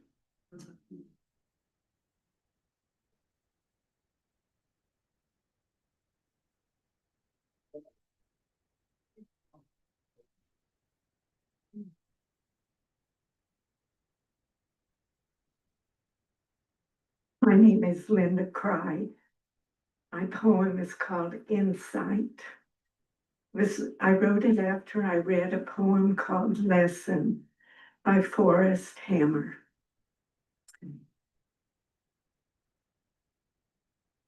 It is 2025, July, and I drive to my grocery from my home here in California in my 2019 hybrid. I've been reading about ice raids and know my own country to be in danger in a new way. Broken promises dangle from street tree branches as my spirits. Today I wakened early. As always, my first thought takes me to the Everglades, not my magical childhood visit there with my family, but to human beings locked in chain link cages. No one to protect them from the cruelty of hunger, heat, cold, isolation, and uncertainty. I could shop at the grocery 5 minutes to the west, or the grocery 10 minutes to the northeast. But I travel 15 minutes to the south. They are so kind here that I remain loyal. Today they seem subdued, somber. I know ICE has been here. The headlines say 3 were detained. Were they those who said, I won't make your bags too heavy? I'll put these bags in your car for you. I have my college class today when I finish work. I think of ice, how cold it is, how if you hold it too long in your hand, it burns.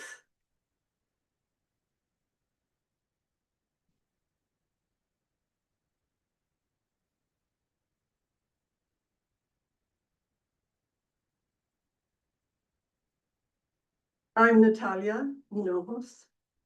Thank you for listening. Our Lady of America. Lady of America, symbol of liberty. In plain sight, our freedom fades.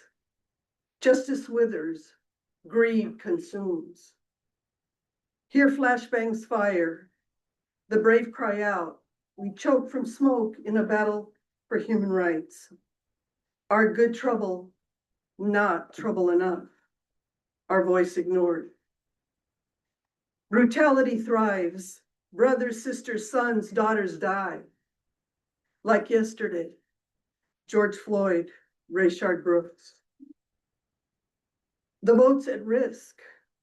Conspiracies persist. Many harassed, accused, but innocent. Like yesterday, Shay Moss, Ruby Freeman. Desperate men, women, children cross the border.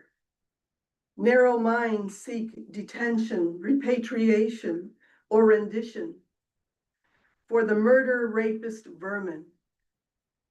No due process for the other, whose genes poison their blood, whose hands steal their jobs, whose stories offend them. The fourth estate fractured, conflicting news scattered. Today, a divisive autocrat, bloated by his power, spins, twists, kills the truth, collects crooked cronies, punishes his enemies, pardons traitors, plots to steal our place on the hill. Lady in the distance, spirit of democracy, we need you. Your critical care, heroic measures. America's dying in plain sight, one right at a time. Yeah.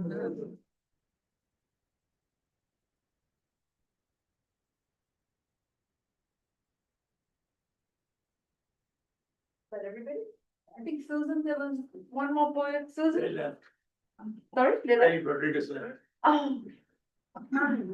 Okay, well, I think, and we're gonna draw raffles, that's right. Did you all fill out? Yes. I wrote his name down in the open mic, but I am in the book.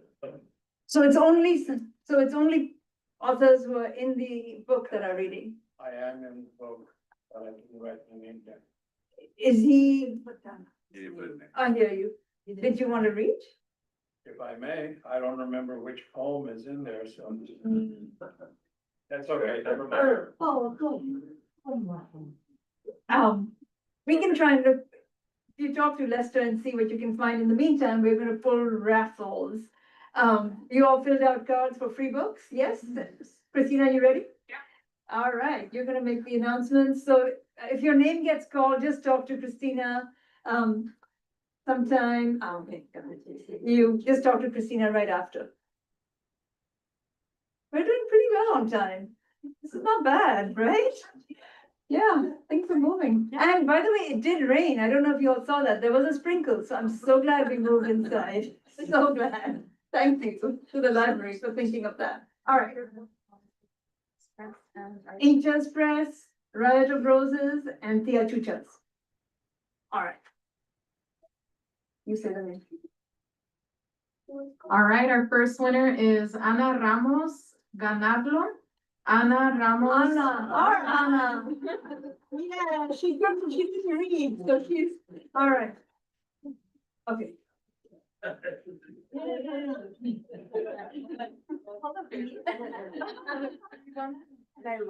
Yes, you can look while we're putting on. Right. Got the second one? Okay. The second winner is Helen Lim. Yeah. What are you doing? There was four. Yeah, oh my gosh, they're awesome, that's right. All right, third winner, Jean Core. Jean? Oh, I'm sorry.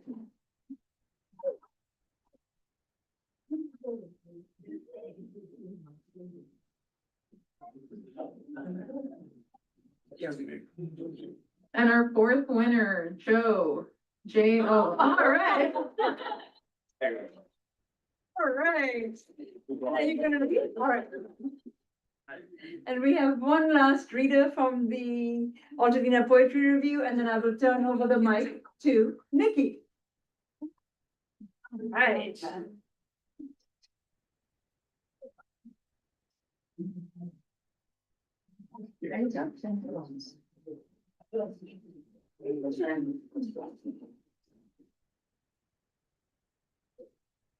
Honored to be here. It's great to hear all the other poets that came before me. My name in the book is Maninder P.S. Suri. My friends call me Money Suri. This is a poem called Fear of Perfection. Fear of perfection, the bane of my existence, engendered by blank canvas, blank paper, unable to even attempt to rescue a nymph trapped inside a block of wood or, gasp, marble. How can I dare to write anything if it won't stand the test of time? Homer, Ovid, Chaucer, Shakespeare, et al. How can I dare to make a mark on canvas, knowing it'll never be regarded as matching the genius of Michelangelo, Goya, Picasso, Titian, Bertolucci, et al. And on it goes as I sit, Rodin's Thinker, or Florence Jackson's Bonobo Pensif, frozen in analysis paralysis, almost moribund. I hear Nike whisper, just do it already. Thank you.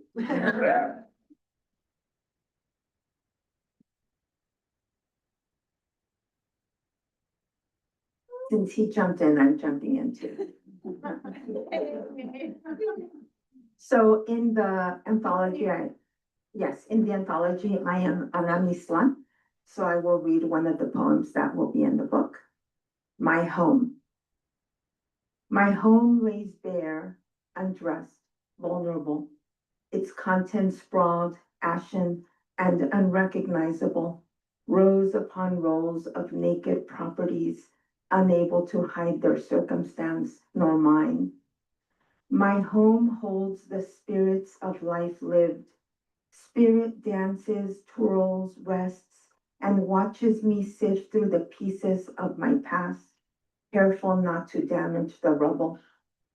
My home remains off Loma Alta.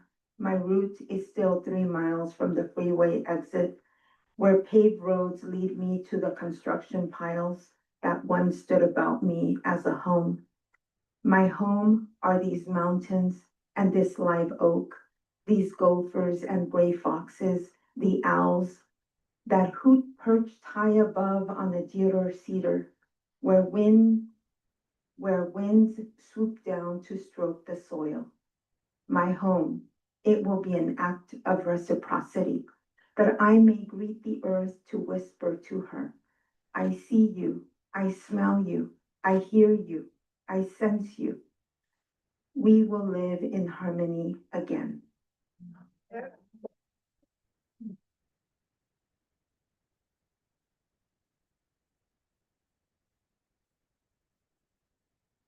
Can't say no.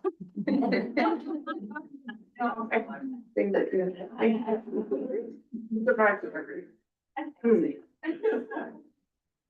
So I'm happy to read this because it's a fire related poem. This is the chance to read fire related poems. Wanna say your name? Sorry? Say your name. Forgive me. My name is Susan Rogers, and thank you very much for including me. I'm very happy to be in this beautiful anthology. I have the non-fire poems and fire poems, but I think today is the day for fire poems. So this is actually called probably you all know Christmas Tree Lane. This is called What Happened to Christmas Tree Lane. The question was repeated in Altadena after the Eton fire, again and again. People wondered, did the trees remain? Yes. Oh, yes. Later the question was reframed. What happened to Christmas Tree Lane? How could it be green in the heart of burning? Ash and soot, piles of remnants from incinerated homes, Driving down the street today, yearning for a hopeful sign, I smiled to see trees towering on both sides of the lane, looking fine. And the houses behind them were protected too, although just a short walk away, several buildings, a cafe, and almost all the shops are gone. I hear the question in my ear like an unsung refrain. What happened to Christmas Tree Lane? In an interview, a local man said, it's just a stroke of luck. Some places catch embers and burn down. Some are spared. There's no telling why wind shifts. A post office or grocery store is saved while a school is struck. It's random, they say. Others point to the saving grace of materials, whether a building is wood or stone, whether a tree has flammable resin or needles like juniper and fir, or protective thick bark and high moisture. But the deodar cedars on Christmas Tree Lane are not known for fire resistance. Sometimes they're even claimed to be a fire hazard. I think the answer lies in their name, Deodar. In Sanskrit, the trees of God. Thank you.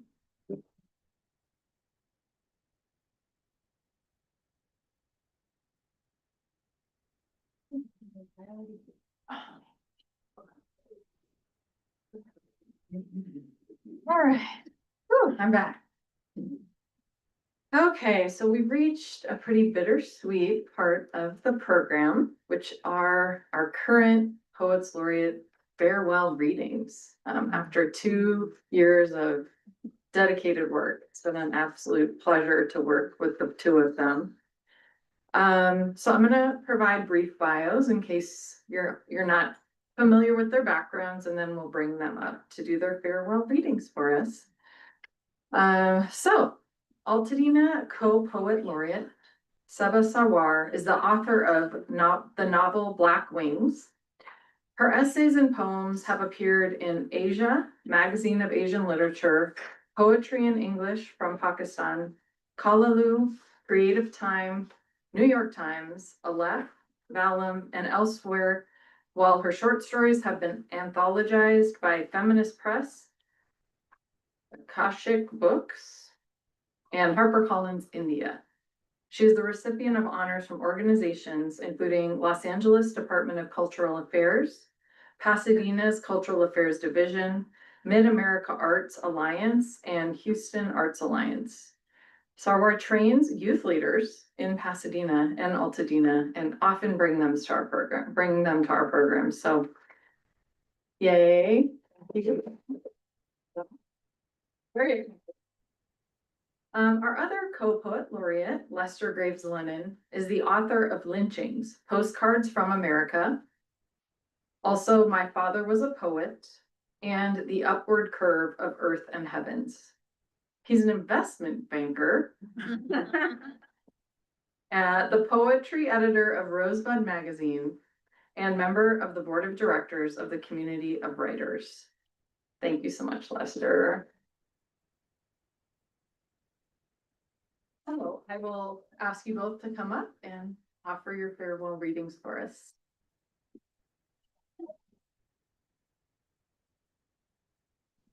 Thank you, Nikki, and thank you everyone for being here. We've been hosting for quite some time now, but we don't really read. And this time Nikki was like, you all have to read. She's nodding. So here we are. I'm going to read one short poem and two a little bit longer. I'll open with A New Blaze. This poem is in the anthology, and it's called A New Blaze. Everything will change. Octavia E. Butler.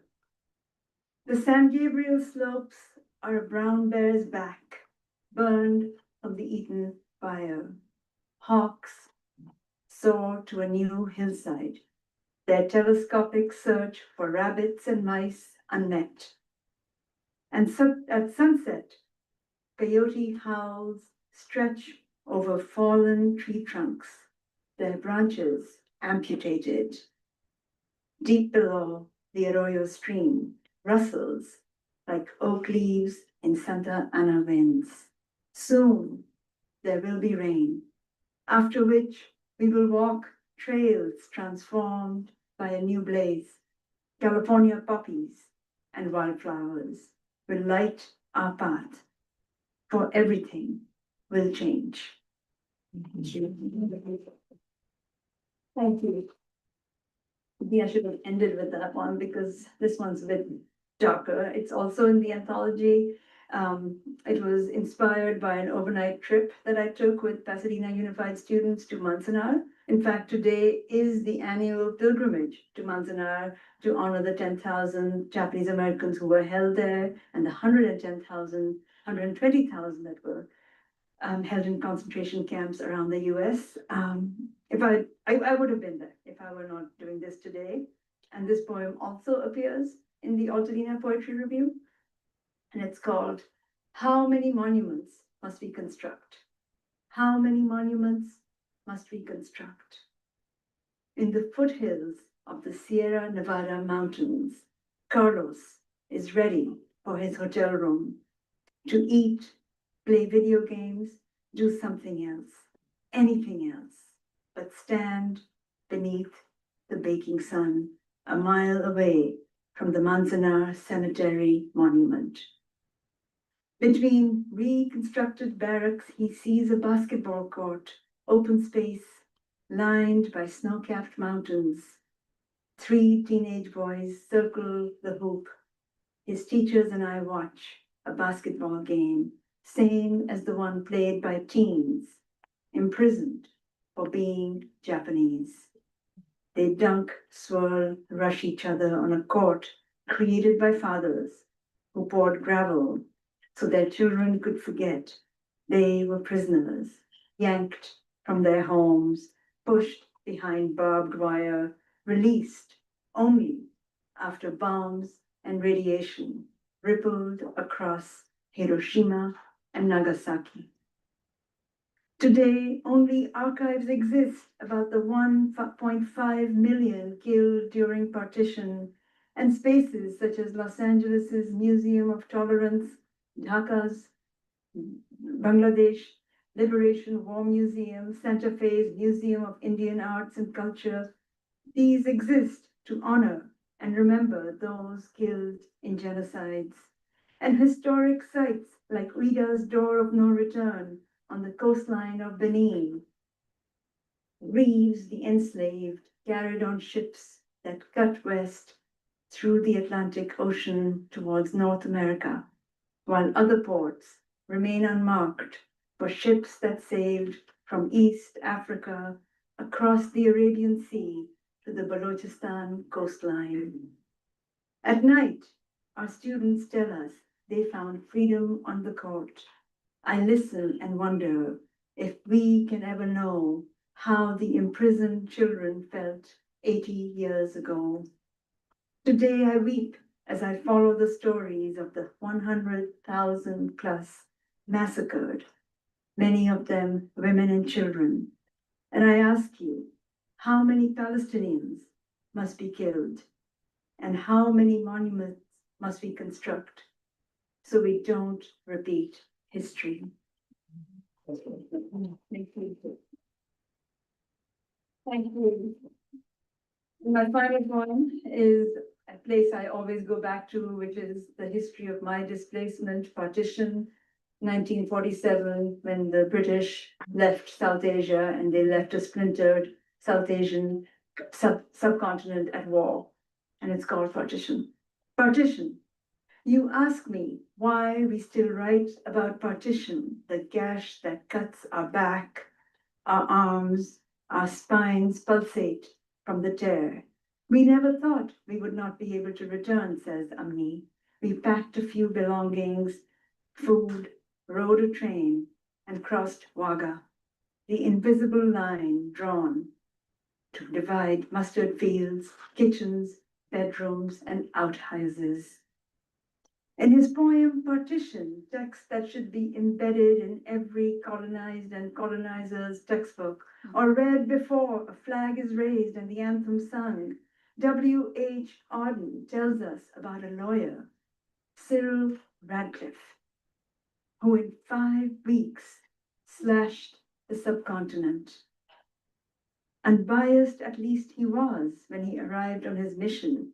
Having never set eyes on the land, he was called to partition. In 1947, bodies pile in trains, limbs droop like puppets' arms without strings, blood soaks earth, women raped, 1 million dead, 15 million displaced. Does that number include the hundreds in my family and the millions who crossed the line 5 years later? 77 years after Radcliffe sails away, sun rays burn the Thar desert and walls rise to mark a line no one can cross. Kashmir, Punjab, Rajasthan, Bengal, slashed, divided. Today, no flights, trains, or buses between Pakistan and India. 2 nations not at war, but not at peace either. To fly 733 miles east from Karachi to Delhi, one must board a 90-minute flight west to Dubai, clamber on another airplane, and fly 1,363 miles east above the Indus over Pakistan. W.H. Auden tells us about Radcliffe. On August 15, 1947, the next day he sailed for England, where he quickly forgot the case, as a good lawyer must. Return he would not, afraid, as he told his club, that he might get shot. 6 provinces stretch between my mother's village, Faizabad, and my home city, Karachi, but I have never stepped into my grandmother's home. And you ask me why I still write about partition? Thank you.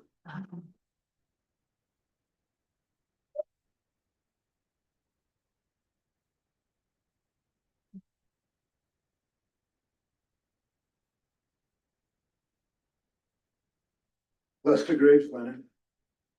I have 3 poems. The first and the last about the fire. The last one is in the anthology. This first poem is the second poem I wrote after the fire. Something coming. All of it. All that's seen and unseen. All has weight. Each ash, each singed page, charred thought has loss. There is nothing weightless. All counts loss. Always with us, accepted or not. Always demanding something closely held, demanding our ownership of what's no longer ours. Whose lending library stands intact? Whose books sit free, wait curbside, silent as books, valiant as witnesses called to be valiant against the ruins behind them, against rubble haphazardly rising as rubble. Don't search unmasked, ungloved. All is undone. Ash gray trees bend above home, claimed by ash across from our spared home. We laughed across their Christmas table longer than planned. Their friendship too strong to leave too soon. Did friendship sense change? Our hostess said, stay. Did she sense something hard coming? Something coming? Something? The second poem was a life-changing event because it was a life-challenging event where I wound up New Year's morning at 1 a.m. undergoing emergency surgery. New Year's miracle.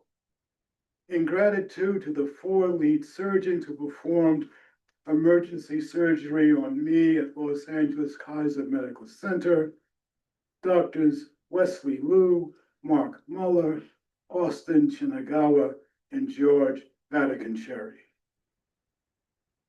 Emergency repair. Emergency. Local, not a full anesthetic. Local. Why, I asked. Better chance to live. That's why, he calmly answered, the lead surgeon.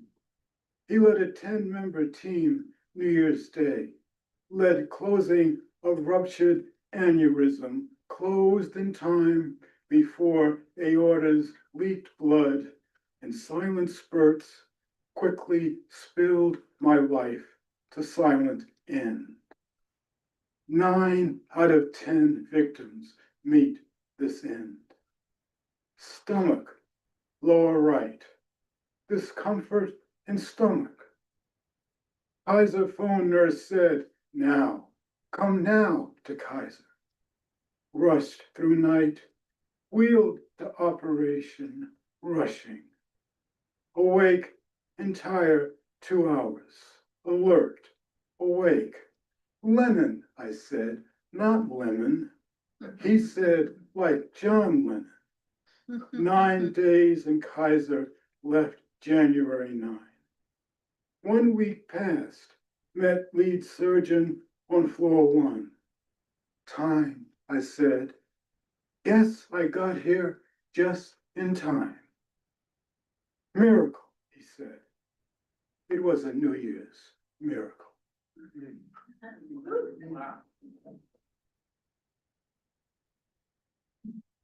And finally, this is the first poem I wrote about the fire.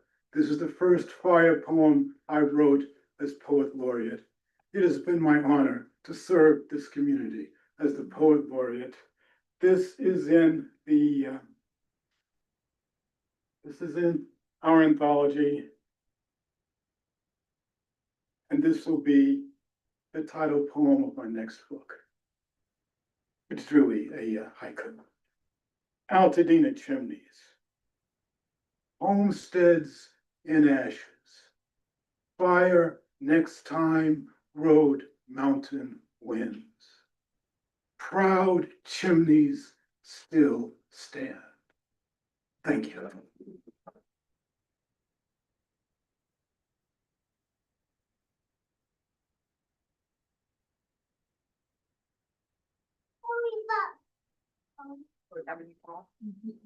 All right, so we want to welcome Hazel back up to provide a little bit of history about the Altadena Poets Laureate program. Okay? Thank you. Yeah.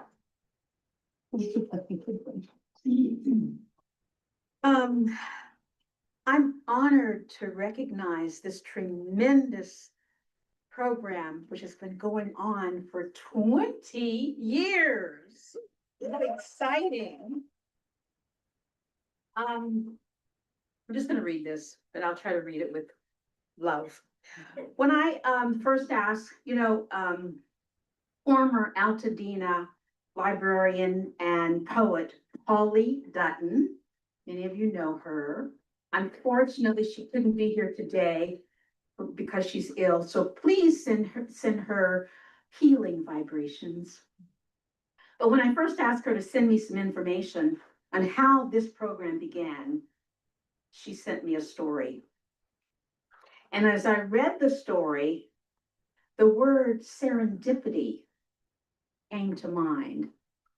Serendipity, as most of you, I'm sure you know, means the occurrence of a pleasant discovery by chance. It can be described as a happy accident. So the program began when Altadena poet Ralph Lane planted a seed in Polly's mind. He asked her if the library had ever hosted poetry readings. And if you know Polly, she's just so enthusiastic. So of course she said, not yet, but what a wonderful idea. Polly took that seed and watered it and helped it grow. Ralph's daughter came up with the name for the first reading. It was called Cookies and Poetry. And then later it was changed to Poetry and Cookies. Just switched it around. I love the sound. In 2004, a book was born from a compilation of poetry that was created from the first readings. And in 2006, Ralph Lane became our first poet laureate.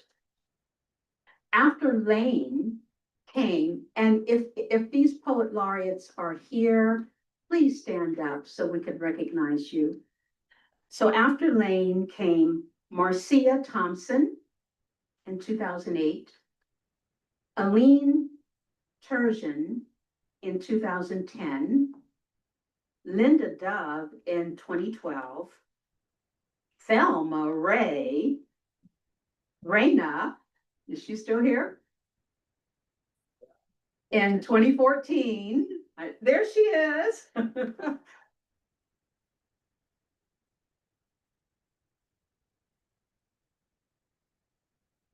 Thelma's just amazing. Aline Lipkin in 2016.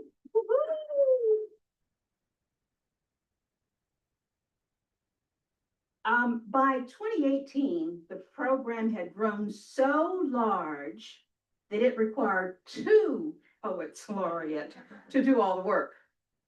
And Teresa May Chook and moi were selected as co-poets laureate. After that, there was Khadija Anderson, Jessica Abugadas in 2020, Carla Samuth, I know she was here earlier, she may have left, Carla Samuth, and Peter J. Harris. Oh my God. That was 2022. And now, of course, Lester Graves and Seba Sawar, and that was in 2024. So I just want to close by saying over the years, through storms, a pandemic, a country divided, the Eaton Canyon wildfire, this program has forged ahead. And Poets Laureate have organized writers' workshops and readings and published anthologies and helped poets of all ages and ethnicities to hone their skills. And I just want to say again, thanks to Polly Dutton, who is the founder, the Altadena Library District, Nikki Winslow, the district director, Diane Wong, she's the branch manager of the Bob Lucas branch, friends of the library, and all of you for your support, because we couldn't have done it without you. And may we continue to spread an appreciation and love for poetry and literary arts throughout Altadena and beyond. Thank you.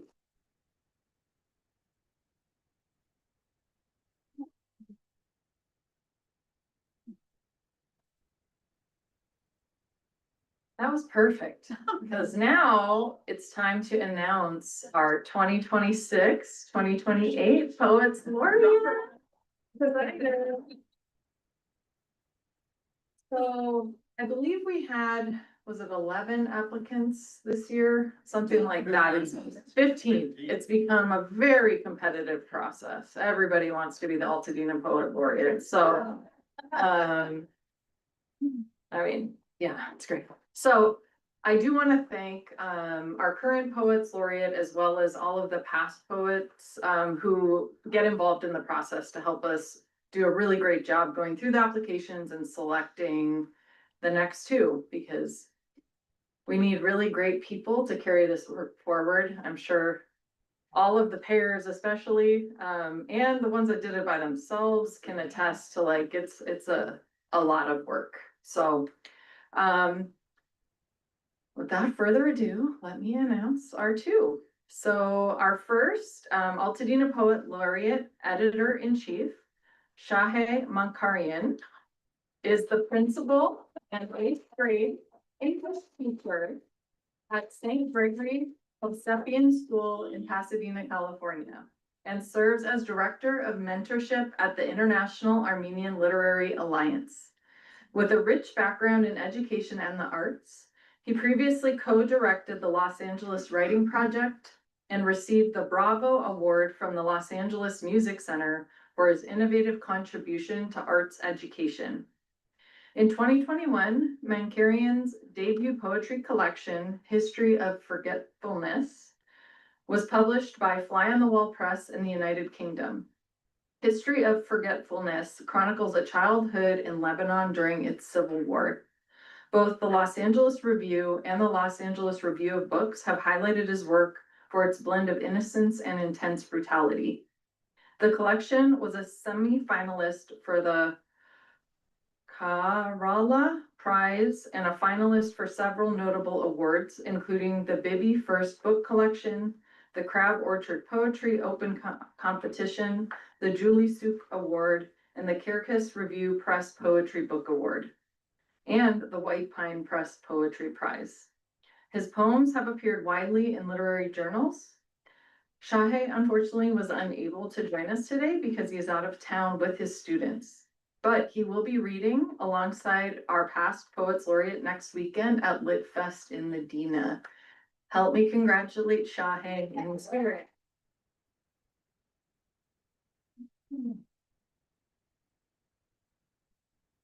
All right, and our second Altadena Poet Laureate that will oversee community events is Rhonda Mitchell, who is,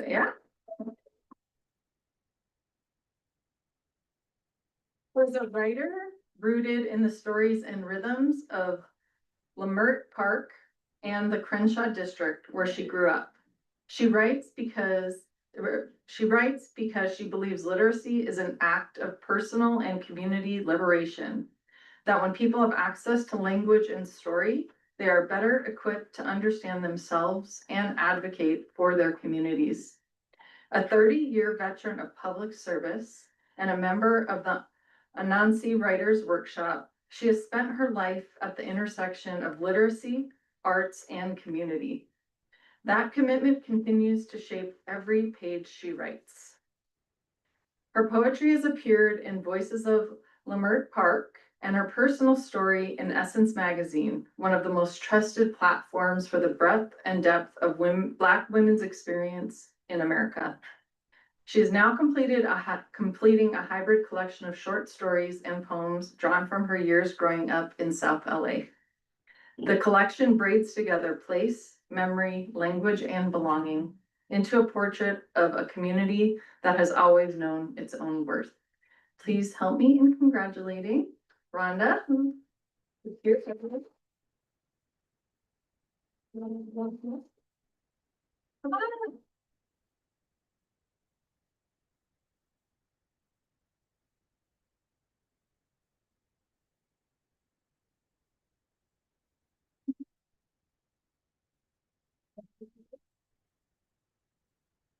I could say a few words. When you meet someone, you want to know what they believe in. I believe in libraries. I believe in literacy, and I believe in community. And I think we have a lot of work to do, and I'm looking forward to it. Thank you so much.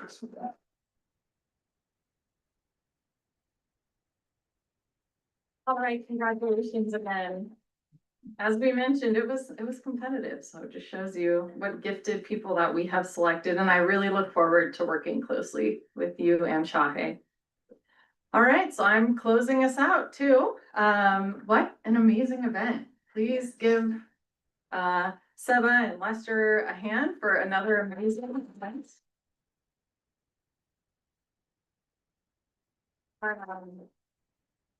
I also want to thank author Viet Thanh Nguyen, the poets who shared their heartfelt work today, and all our poets laureate, past and present, from Ralph Lane to Seva and Lester, and now our future, Rhonda and Shahe, for what you have done for our creative community.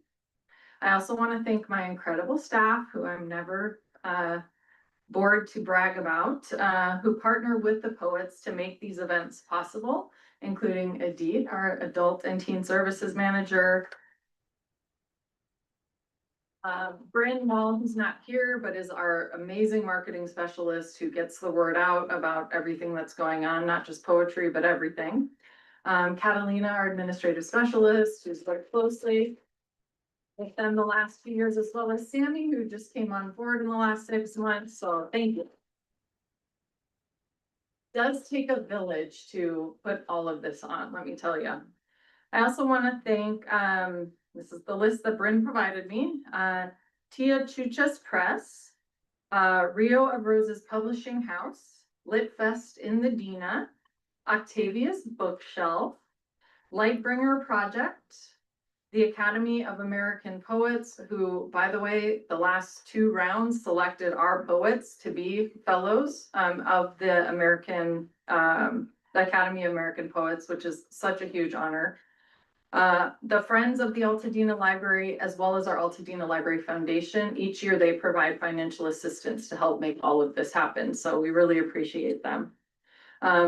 Who with all of these groups to make this event possible.